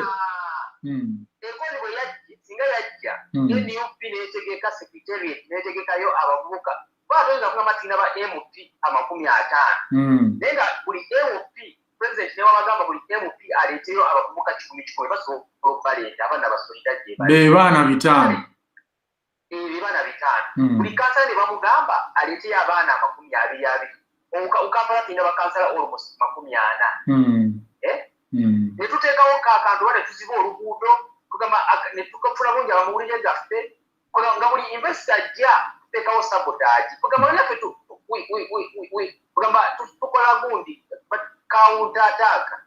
Naye tulina kye tuteekawo tewali tusirize embeera yonna etambula nga bweyagala. Mpozi n'ekirala kye mbadde njagala okugamba bannyinazaabo kuba naze mukisa guteesa nga weebali. N'ekirala nate njagala kuteesawo mwalimu amaliizi wali naye kati bano kambagambi bannange mmwe abakyala ddala abali e UK. Nsaba mumanye ekintu kimu tulina omulabe gwe tulwanyisa ate omulabe gwe tulwanyisa atumanyi nnyo n'obukodyo bwe bwakozesa okutulwanyisa. Omulabe oyo Uganda bw'omwogerako oba oli tribalistic naye bw'oyogera ku balala era bw'onoyogera ku Mutuga bw'onoyogera ku Mukyoli bw'onoyogera ku Munyankole ku Mukiga tobeera tribalistic. Era tewali akyogerako nti ososola ng'oyogedde ku Basoga oba Abalango oba Abakyoli. The moment w'olumba omutuusi obeera tribalistic. Kituufu. Ate bakiwunzikira li mu Banyankole mu Bawestana. Era twabasaba Abaganda baffe mu ddala bannyinaffe abali mu UK ddala mu abakola ku UNN. Omukyalo oyo mbadde saagala nnyo okudisikasi omanyi kati twe twogera eno platform tetwagala kuddamu kuteekako amannya g'abantu naye omukyalo oyo akola ku kyoto manyine kubanga nze ndi faani waayo tetwatandika yeegundi. Naye oyo abantu basosoze ate babasomesa omuzannyo gw'okudaivatinga ate n'okunyonya sympathy. Bamanyi okukanga, bamanyi okuwaayiriza, ekyo kyo bakibasomesa so oyo yekka bonna. Era olaba Museveni yavuddeyo n'agamba ku Kyagulanyi yabbye akalulu kiba kitegeeza ki? Bo bakwata ekintu kyabwe ate bw'oboogerako babagamba bano basosola Abawestana kati ako mukakwate kategeere bannange bali mu conversation zammwe temubateekamu kubanga wona omwogerako n'afuna oba odiyo nga bamwogeddeko ajja gitwala agambe olaba babadde banjogerako kino era abantu abo abazimbulukuse yayiseewo ebibye kati ako mbadde mbalabula. Ekirala kyensaba sewomisa Kimbugwe ekintu comparison akola omusajja nga bwagambye ku ground abaana babuuse era kyekisinga okuguluma abantu bano abaana abasinga bonna bategedde ekyamazima ga Katonda swago yaffe waliwo yagikonya era okuva we yajja mu swago n'ekona era abaana bonna kakati twagala nnyo okukyalinga amaloboozi g'abantu naye ng'abaana bakugamba amazima ga Katonda swago yaffe yakona ate ng'eyagikonya waali naye tagambibwako amaanyi nnyo ali strong yensonga oli n'avaayo n'agamba nti Kimbugwe Munyampi akolera Museveni naye ng'ate oli azaalibwa Museveni eyamukula n'amuweerera ye ate takolera Museveni. Ugambye bali balina bo basoma balina engeri gye bakiyitamu kugamba kale kituufu miswatuweri era balina engeri gye bagenda okukikozesa era mulaba kakati bawala n'Abanyankole bawala n'amu Western kitunuulira kubanga twabuuzizza Kyagulanyi twamugamba yatubuulira ebyokusoma bye n'atubuulira bamaama be n'atubuulira bajjajja be ate ekirala kyenjagala bannaaye muteekeko essira ddala mmwe UNN bisagombya nerabiro kimugamba luli buli mukulembeze ajja okwesimbawo ku mutendera gwa parliament oba president ateeko tubuulira obuzaale bwe ne bajjajja be omuntu ataweza bajjajja be 4 oba 5 mu Uganda takkirizibwa kwesimbawo ku bwa MP ne kya president ekintu ekyo kikulu nnyo ensobi gye twakola ku Museveni ne batamubuuza awa ekimu kye tuli mukola ne kati so ensonga nkulu nnyo era nze nja kusaba mwenna abawuliza ba UNN mwenna ku kyalo kyammwe kubira abantu obabuuza MP aba yeesimbyewo ebibuuzo byemusooka omubuuza bamuzaala mu famire ki avaawa waba muganda obujjajja bwe bwe buliwa ava mu kika ki waba musoga atubuulire ekika kye ani amuzaala jjajja wa jjajja we yaani bw'aba mu Kisu bw'aba Mulango mugamba batubuulire kubanga essaawa zino abaana bwe batwa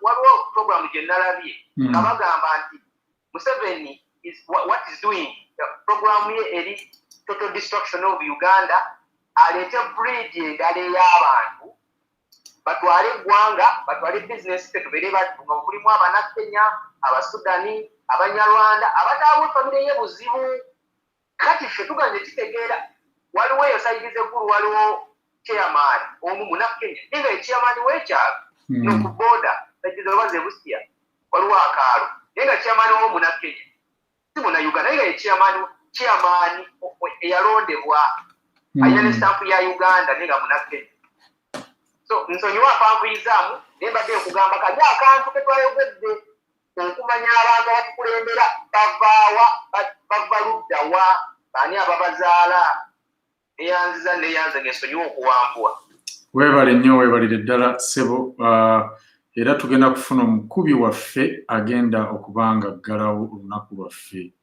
olwaleero ndowooza tuweeyo omu ate bwe ngenda okutunula wano era mulinga abaweddeyo naye yekka yagenda okusembayo n'oluvannyuma tubeere nga tufundikira puroguramu yaffe ey'olunaku olwaleero mwebale nno bannaffe kubeerako kubanga ekyo kye mukola ky'amaanyi nnyo era tulowooza nti mmwe abatufudde kye tuli naye katulabe munnaffe halo mwami Kimbugwe banaye oba mbadde backward Facebook yange badde eraga omwami nti nakyayigira webale kukuba tata mbalamusizza nnyo bannyabo mukyala Sophia mukyala Desire mukyala Vicky ne mwami Kimbugwe abakyala ewaffe mu Western world osooka honoring abakyala. Big up strong women, big up smart women, big up intelligent women. Mwebale nnyo mwebalire ddala temussa mukono ekyo kyemukola abakyala nze omanyi nsooka kuwaana abakyala second saasatu ngamba waana mwebale nnyo okuvayo ne mutwogerera mwebale nnyo okutukiikirira mwebale nnyo okulaga nti UNN supports women in leadership, women in politics, women in changing the future of their country, and women in fighting the dictator. Thank you so much for standing up. Strong women, smart women, beautiful women, intelligent women. Thank you also, Mr. Chimbukwe. Sijakuwana nnyo oyina omukyala kati nze byembivuddeko. Mwebale nnyo tuweereza mwenna banna UNN n'abawuliriza mwebale nze Saabike. Simanya ndi clear? Yeah, loud and clear. Oli loud and clear. Hello? Kwoli genda maaso naawe va mu ebyo. Kwoli genda maaso.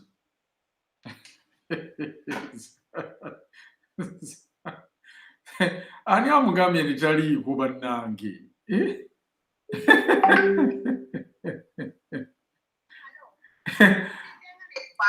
Obwedda kwoli nnyaba ensi yonna ekuwulira genda mugenzi mu maaso. Munnange newaffe enewange ebadde eraga connecting bannange munsonyiwa abatuwuliriza nze Zaabika Omuchina munyongereko n'erinnya lya Nakati Nvandiirwa omumira akawa naye aba mulungi. Zaabike Omuchina Nakati Nvandiirwa kakati kampite mu bimbi nteese ku pulogulaamu zino. Mwami Kimbugwe amaze okwebaza abakyala abo njagala okusooka okutandikira ku mukyalo oli bambi sigenda kulumba naye ngenda kubuuza omukyalo oli yateesezza n'agamba nti okugenda ku makubo oba okugenda n'atugerera akagero k'obukoko obukoko buno kikamunye bwekyakima n'obukoko obwali obulamu. Nsaba okubuuza ekibuuzo nsindike ku basajja ba SFC n'aba droni n'aba ISO ewuwe wennyini waasula mpe ku adresi omukyala aba ayogera olulimi lwe lumu. Ekyo kyekibuuzo kyange kyokka nyaba nkuweereze abasajja ba ISO SFC drone nsobola bulungi okubakolera ne bagamba ono y'omu ku banyuupu bakukyali kulyemu ekyeggulu. Kale naye abukuume tulabe bwakuuma ababe ng'enkoko bwekola. Ate era n'enkoko ekuuma abaayo ng'erwana ng'ejjeyo. Era kye tusaba abantu nti nammwe mulwane drone muzookye. Enkoko ebuuka n'egiramu ekyebiwawatiro n'ejjayo obukambwe n'ejjayo obusagwa bwonna emala gagira batwale maama Kamunye batwale maama akwate vidiyo maama mukwate vidiyo abaana bange Kamunye abatwala. Mbadde musaba kyayogedde kituufu obulamu bwagala ate alina akantu kayogedde nako kankongereze kuba nanfe obuseke ebisinga butono. Alina akantu kayogedde mu bali abaafa bano abalamu abaasigalawo mu ntalo bano abalamu abaasigalawo mu bali abaafa senga tebagenda mu ntalo ndabidde ddala nga akantu kagezeze kanyiriza kyagamba bali abantu abaafiiririra eggwanga lyaffe n'okulinunula kubanga bo baali bamanyi bafiirira kigendererwa kituufu. Their life was useless. How can you dishonor the dead? Kitegeeza nti right now she was dishonoring the life of Sendeza, the life of Rita Nabukenya, the life of Yasini Kauma kubanga baafa kakati bo baasalawo kufa. No. Do you get my point? Yeah, alinga agamba nti beeyagalira okufa. Kuba Kawuma tebaamukubanga ali mu kwekalakaasa. Yes, without the blood and sacrifice of those people, we wouldn't have the Uganda we have today. Or let me put it right correctly, Museveni wouldn't be in State House. Because let me tell you, some people blame them, but those people fought a good fight. They fought a fight of freedom. They fought to see our country go forward. Only that they were fighting with omusajja omubi omunanfusi omulinda eyalina ebigendererwa lye. Naye senga abantu abo omusayi gwabwe gwali guyise kuba omuntu omutuufu, senga we are all happy and enjoying and wouldn't be in this situation. Going forward a little bit, and I'm very fast, I would like to thank you, Desire. I would like to thank you, Madam Sophie, Madam Desire, and Madam Vicky. To add on to her point, njagala okuleetamu point eno katono mpita mu bwangu nkola speed kubanga njagala kudduka. Uganda is located in Africa, not in Europe, not in America, not in Australia, not in Asia, and not in Southeast Asia, or not in the Arab Peninsula. No, Uganda is located in Africa. African problems have to be fought or solved with African solutions. A lot of Ugandans, where you've tried to get European solutions, American solutions, you've tried to get Western solutions and tried to use them to solve African problems. It hasn't worked. There are solutions that you call mumazungu. You will just write a letter. No juwela za MP nga wekalaka some baruwa yo. Nagamba MP nagamba kube baruwa abantu echumi abantu zibapandiki. They have stood down. Design is not in Africa. And not especially when you're dealing with a dictator and a man who's been a dictator for over 36 years. A man who has mastered this game. Secondly, what I want to tell you, you can still go to the UN, IMF will still give Museveni money. You can still do all that you do. I'm not saying give it up. I'm not saying it's bad. I'm saying it's good. But let me tell you, until you pick up yourselves and pick up your arms and go drum the drums higher, these Western countries, they're in bed with the dictator. The earlier you get it, the earlier it sits in your head, the better you understand it. Guess what? They need to keep some dictators strategically there so they can maintain their interests. Before Western countries will come to help us, Uganda, they will see who is serving our interests. Interests are for Nomsadia serving. Is he keeping? They will look at their interests first before they look at your interests as locals, as Ugandans, and as Africans. This is the reason why Congo is getting worse. Congo is fighting because they have to maintain a war in certain regions. And they need Museveni as a dictator. Number 3. When you say that dictators were overthrown with some of the Western solutions, let me tell you, those were times before, and those dictators were not black dictators. A black man, a black dictator understands a certain language, and until you start speaking that language, that black dictator will not understand anything at all. Number 4, as I'm concluding this point, there is no revolution that has been won without military power or military faction. I'm telling you. Sudan, let me give you the latest example. The genocide in Sudan and Darfur.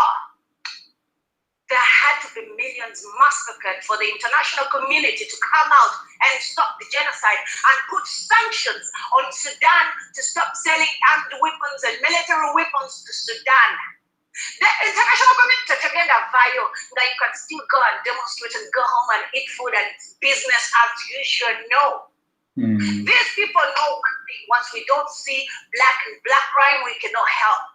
Sometimes we know they look at us like it's black and black crime. It's none of their business. I wish Museveni a dictator. If you marry a good because it's what you're military weapons on us, our companies in Mawanga Garazu, companies are strong, sorrow, Monji, companies in our lobbies. Zina politician abazilobingira zina middleman abafuna mu kintu kino mamulowooza zigenda kuyimiriza well to the area you sit and find these companies and mugamba we need a deal tugenda kubawa kino na kino. Lastly, I shall calling these Western countries to come and help you. What are you offering them? Amafuta tulina bigana kitagaguza ddala China. You need to give them a deal. You say, we need your help, but this is what we have to give you. To beyond these useless hopes and useless expectations about them. If you want a Western country to come in and help you, offer something to them. Lastly, dreaming is good, but daydreaming and unrealistic dreaming is very dangerous. I don't want to be anymore one of the people who's giving false hopes to my people. I want to call a spade and a spoon a spoon. I want to make it realistic to you that this is achievable and this is not achievable. That this one, yes, we can achieve it 20%, 30%, 40%.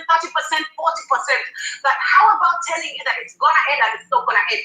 Lastly, the man is going to swear in Museveni agenda kulaira. The earlier it sinks in, the better. And that's it.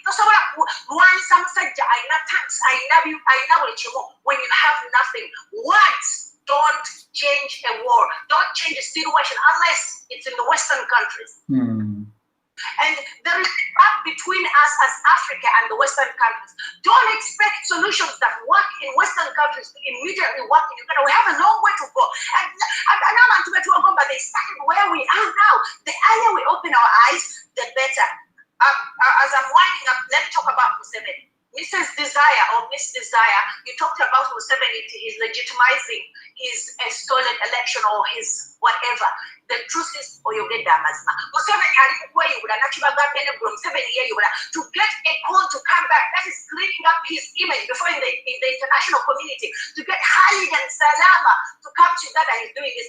And to get President Samia Suluhu Hassan of Tanzania to come in, it is also cleaning up his image. If you all go and watch the agreement, signing over the weekend with Samia Suluhu Hassan, the current president of Tanzania, Museveni Pan-Africanism, and he said military, he mentioned somewhere where he said military power and Pan-Africanism and political Pan-Africanism go together. Museveni is trying to he knows how Tanzania loves so much Pan-Africanism. So he's trying to get the African leaders back on the path. He's trying to get the African Union back by mentioning the word Pan-Africanism and also by mentioning the word military. Attach it.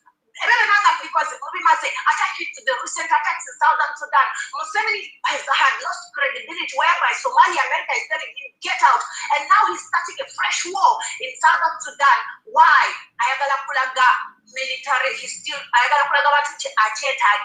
region militarily. That's why when you go and listen to what Museveni said over the weekend when he was with Samia Suluhu Hassan, strategic, military, and political have to go together with Pan-Africanism. That's why Katiatani Sakachanka in Sudan and Sizigape Museveni Achetagisa. Museveni Achetagisa, security wise, region hiyo Museveni Simusiru. Alimukweyiula, alimukwekomyawo, fetutudde, tulimukwezumba, tulimukolaki, principal and last. Mukontuwesi in South Africa, it was not won by demonstrations alone. It was won. The war, the appetite, whatever in South Africa, not the controversy. It was not won by just people sitting and demonstrating. They had to create a group called Mukonto Sizwe. Mukonto Sizwe was one of the most dangerous military factions. It was created in the underground. Without this, the South Africans had failed the revolution. Without Mukonto Sizwe, they would never have won. Winnie Mandela did things that she couldn't have done, but because she had to do it, the people who were in Mukonto Sizwe did what they did, and what they did is what brought South Africa to be where it is today, to the fact that the black man and the black woman in South Africa are enjoying an upper hand and freedom today, until you accept that we are blacks, until you accept that we are Ugandans, and until you accept that we are dealing with a dictator, and the dictator is armed, and the dictator has experience for 36 years in armory, in military weapons, in strategic planning, and all that, then we are not going anywhere. Die at your own risk if you send your children there. Okay. But let our children die for our freedom. I'm winding up and thanking you, UNN. Continue with the dream. Let me, I'm telling you, they may be fighting you today. And the people, when you have an idea and you create it, people who lack creativity, they sit somewhere in a corner and want to destroy that creative idea. I've been an entrepreneur before. I know what it means to start a business from scratch to something. And I know what it means to be self-employed. I know what it means to build an empire out of zero. I started working when I was 17 or 16 years back in Uganda. I know. Omuntu atabenangako self-employed atamanyi kye bagamba n'otandika okuva ku zero ne weetonderawo ekintu tekifuuka kampani ennene yatakitegeera. They will kill that dream because they want to own that dream. Let me tell you, tomorrow, when we have created a TV, it will be the same thing, a particular, and that idea they have it. They are waiting. They have to first kill this one so they can get it. I've not said it in a bad heart. Look at BBS. Mayega did it under the TV but until you knew the owners. So, but they will create a TV. but they have to kill this one. So don't give up that dream. Don't give up the creativity. Bring programs that will tell us our countries, encourage people to come on board, encourage people to come and talk about what they are to programs as it is push the dream forward. Why? Some people don't have the minds to innovate and invent and to dream bigger. They have falsehoods and false dreaming. Continue with that dream. They cannot kill it. They cannot kill that dream if it's not their dream. Have a very good night, listeners. Thanks for listening. Struggle is a luta continua. Buli omwasamba omupiira gwe nga bwasobola okusamba abagusambire wakimbugwe mukusambe abagusambire walla bakusambe ate temubawa butayimu. Temwogera ku bantu balala tubeere ku byaffe tubeere ku struggle. Buli omu ayogere ku struggle engeri gyagitegera. Mwami Kimbugwe samba omupiira gwo, mukyala Sebbi samba, mukyala Viki samba, mukyala Desire samba, buli omu asamba omupiira gwe the best way you can. At the end of the day, final goal aferi entebe mu ntebe. Let us meet there. Abayiteyo. Don't stop. Don't stop. The revolution needs your ideas. The revolution needs people like you. The revolution needs everybody. All right. Thank you. Have a great night. Have a great night too. Yeah, that was Muchayina Zabike Nakati. Nakati Mvandirwa. Amanya mayitirivu tosobola gamalayo. Ye Nakati ye Muchayina Zabike Nakati Mvandirwa. Desire. Njagala summing up the show tonight. So njagala wetuba tumaliriza nabadde nnina kye nabadde mpandiise wano. Njagala ntandika na kino banaye bannayuganda abasigaddeko abawuliriza. Museveni tabalimbanga mbu yalina freedom fighter. Ba ancestors baffe abalwanirira for the freedom and emancipation of the African continent. Museveni tabangako pan-Africanist. All freedom fighters, this was the definition ya freedom fighter nga balwanirira independence. A freedom fighter is like us. Omuntu alina their everyday job, omusomesa, omusawo. Naye ng'embeera mutamye eyaliwo n'asalawo akwate emmundu wati Nkrumah we yagamba mu kitabo kye, the guerrilla is the masses in arms. N'asalawo oyo omusomesa n'akwata emmundu n'agenda n'alumba alwanirira eddembe. Naye enjawulo ya freedom fighters ate nga kino kyo kye baali baakola. A freedom fighter yali emmundu we yamala for the purpose. It was a means to an end. Kasite emmundu yali yaservinze its purpose. Ng'emmundu bagissa wansi nga ne uniform z'amagye bazijjamu. Ng'amba olunaku Museveni we yajjawo uniform y'amagye yayongera nakwewa bitiibwa. You can never be a freedom fighter. He is not a freedom fighter. Tetumu owinga anything. Atu owinga so much. Atu owinga musaayi. Gw'omuntu akubanja atyo omusaayi. So bino byonna byagendamu okwelegitimize nga we tunaamuleka ne legitimising kye tuba tulegitimizinze the most kiri nti abannayuganda basobola okututta ng'enswera oba ebiyenje ne watabaawo agambibwako ne watabaawo asobola kukwatibwa accountable ne watabaawo atufaako naffe ffennyini nga twerese yekigambo mu Luganda kizibu nnyo wali Oluganda lwange kati olusi nrwana nalwo naye chengezako gama mu Luzungu we're legitimizing extreme violence ate tuli creating an environment nti that violence is acceptable in Uganda, is acceptable from the government ate kati ate najja n'abakuba n'oluyi n'abongerako taxes ku internet abajjeko n'eddoboozi. So bannaye tube bawagufu tulemere ku nsonga buli gwe tubuuza ddamu ekibuuzo oba tosobola kiddamu ate kankomao kubanga kale Desire webale nnyo webalire ddala genda maaso Vicky for summing up the show tonight. Nze kati kye mbadde ngamba nti revolution is a project like any other projects. Projects zibeeramu ekiseera nga temumiitinze deadline. Zibeeramu ekiseera bwe mulina okuba nga mutuula ne mu reviewinga. Lwaki deadline tetugimiitinze tusobole tutyo gimiitinga ki ekyetaagisa kwegamba evaluation kye tuyita evaluation mu project. Tuyina we tutuuka ne tupozinga mu project ne tuevaluatinga. Tuyina resources ezimala. Tuli over budget. twetaagisa ki? Nze ndowooza mu revolution eno kati wano we tuli, we should be reviewing, we should be evaluating bino byonna biconcerninga Mwami Kimbugwe byobadde raising. Accountability is involved in that evaluation, you know, training as well. Kuba tulaba nti mu kiseera kino kampu yaffe ya revolution yeetaagamu obukugu obw'enjawulo, obukugu mu professionalism, mu leadership, mu intelligence. You understand? Twetaaga okumanya nti kati tulina be tutendeka obukugu buno tusobole okutwala mu Uganda empya. Gavumenti empya erina abakugu abagenda okubeera mu poliisi, abagenda okubeera mu education.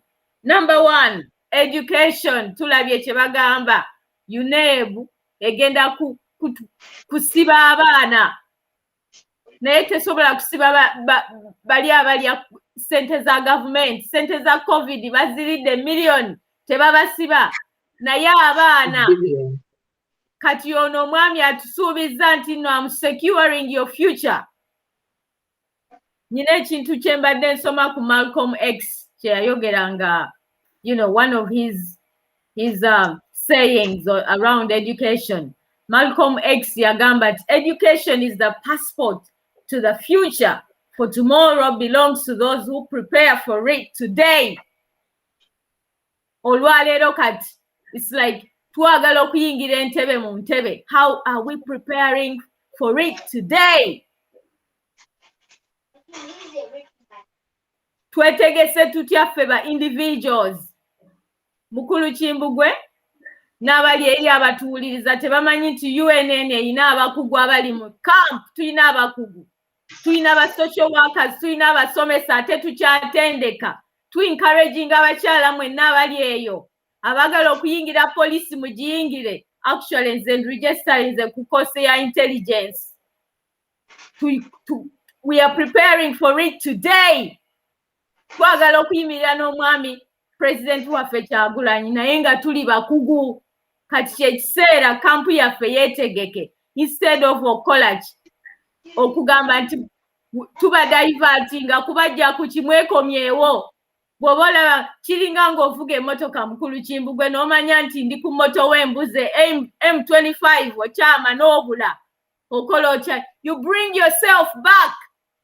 Muwekomyewo ku mulamwa. Steer yourself back to the right track. Kimbugwe si akudivertinga. Nze sinze gwe divertinga because you are the campus, you have your head.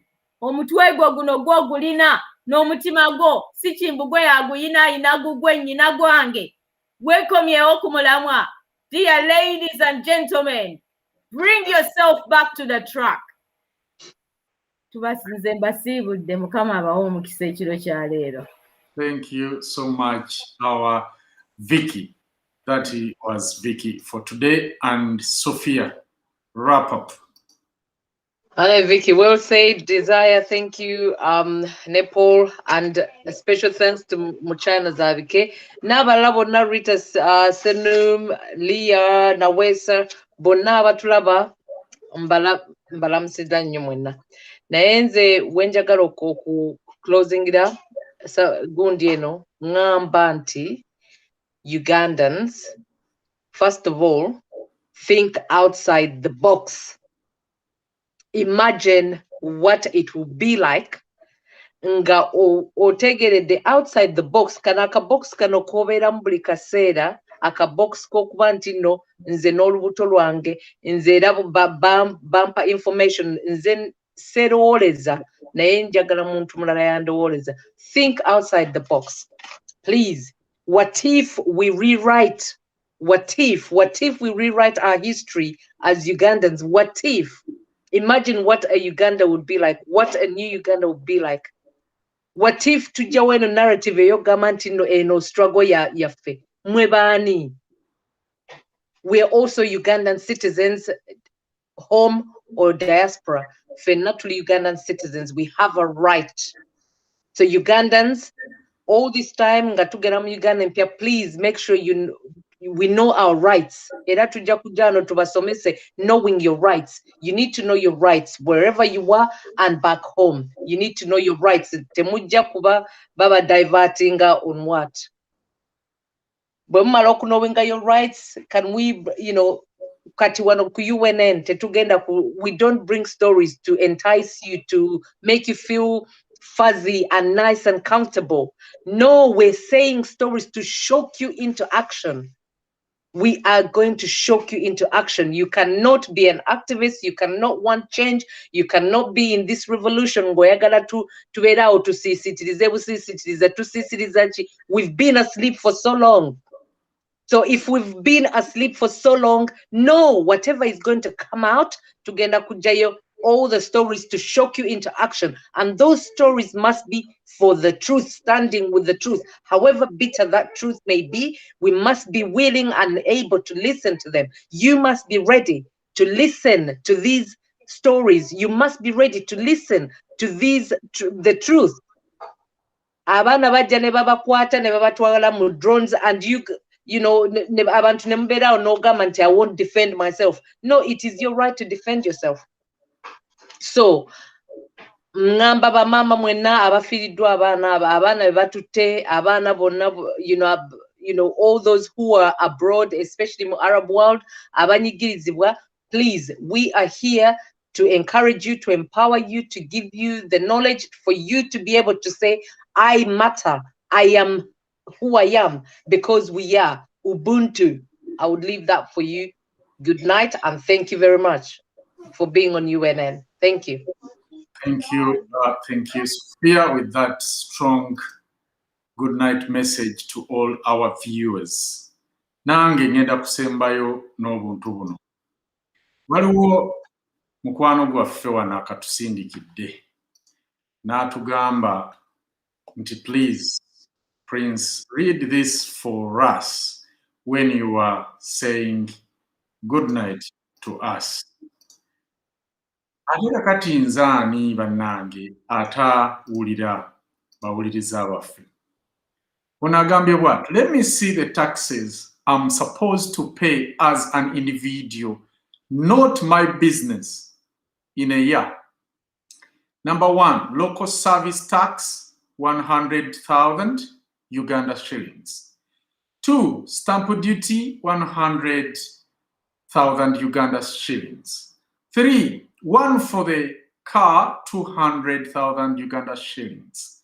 4, internet tax, 300 over 33,000 Uganda shillings. 5, the mighty payee, oba nze njiyita pay as you lose, 1.5 million Uganda shillings. Then times 12 a year, that is 18 million.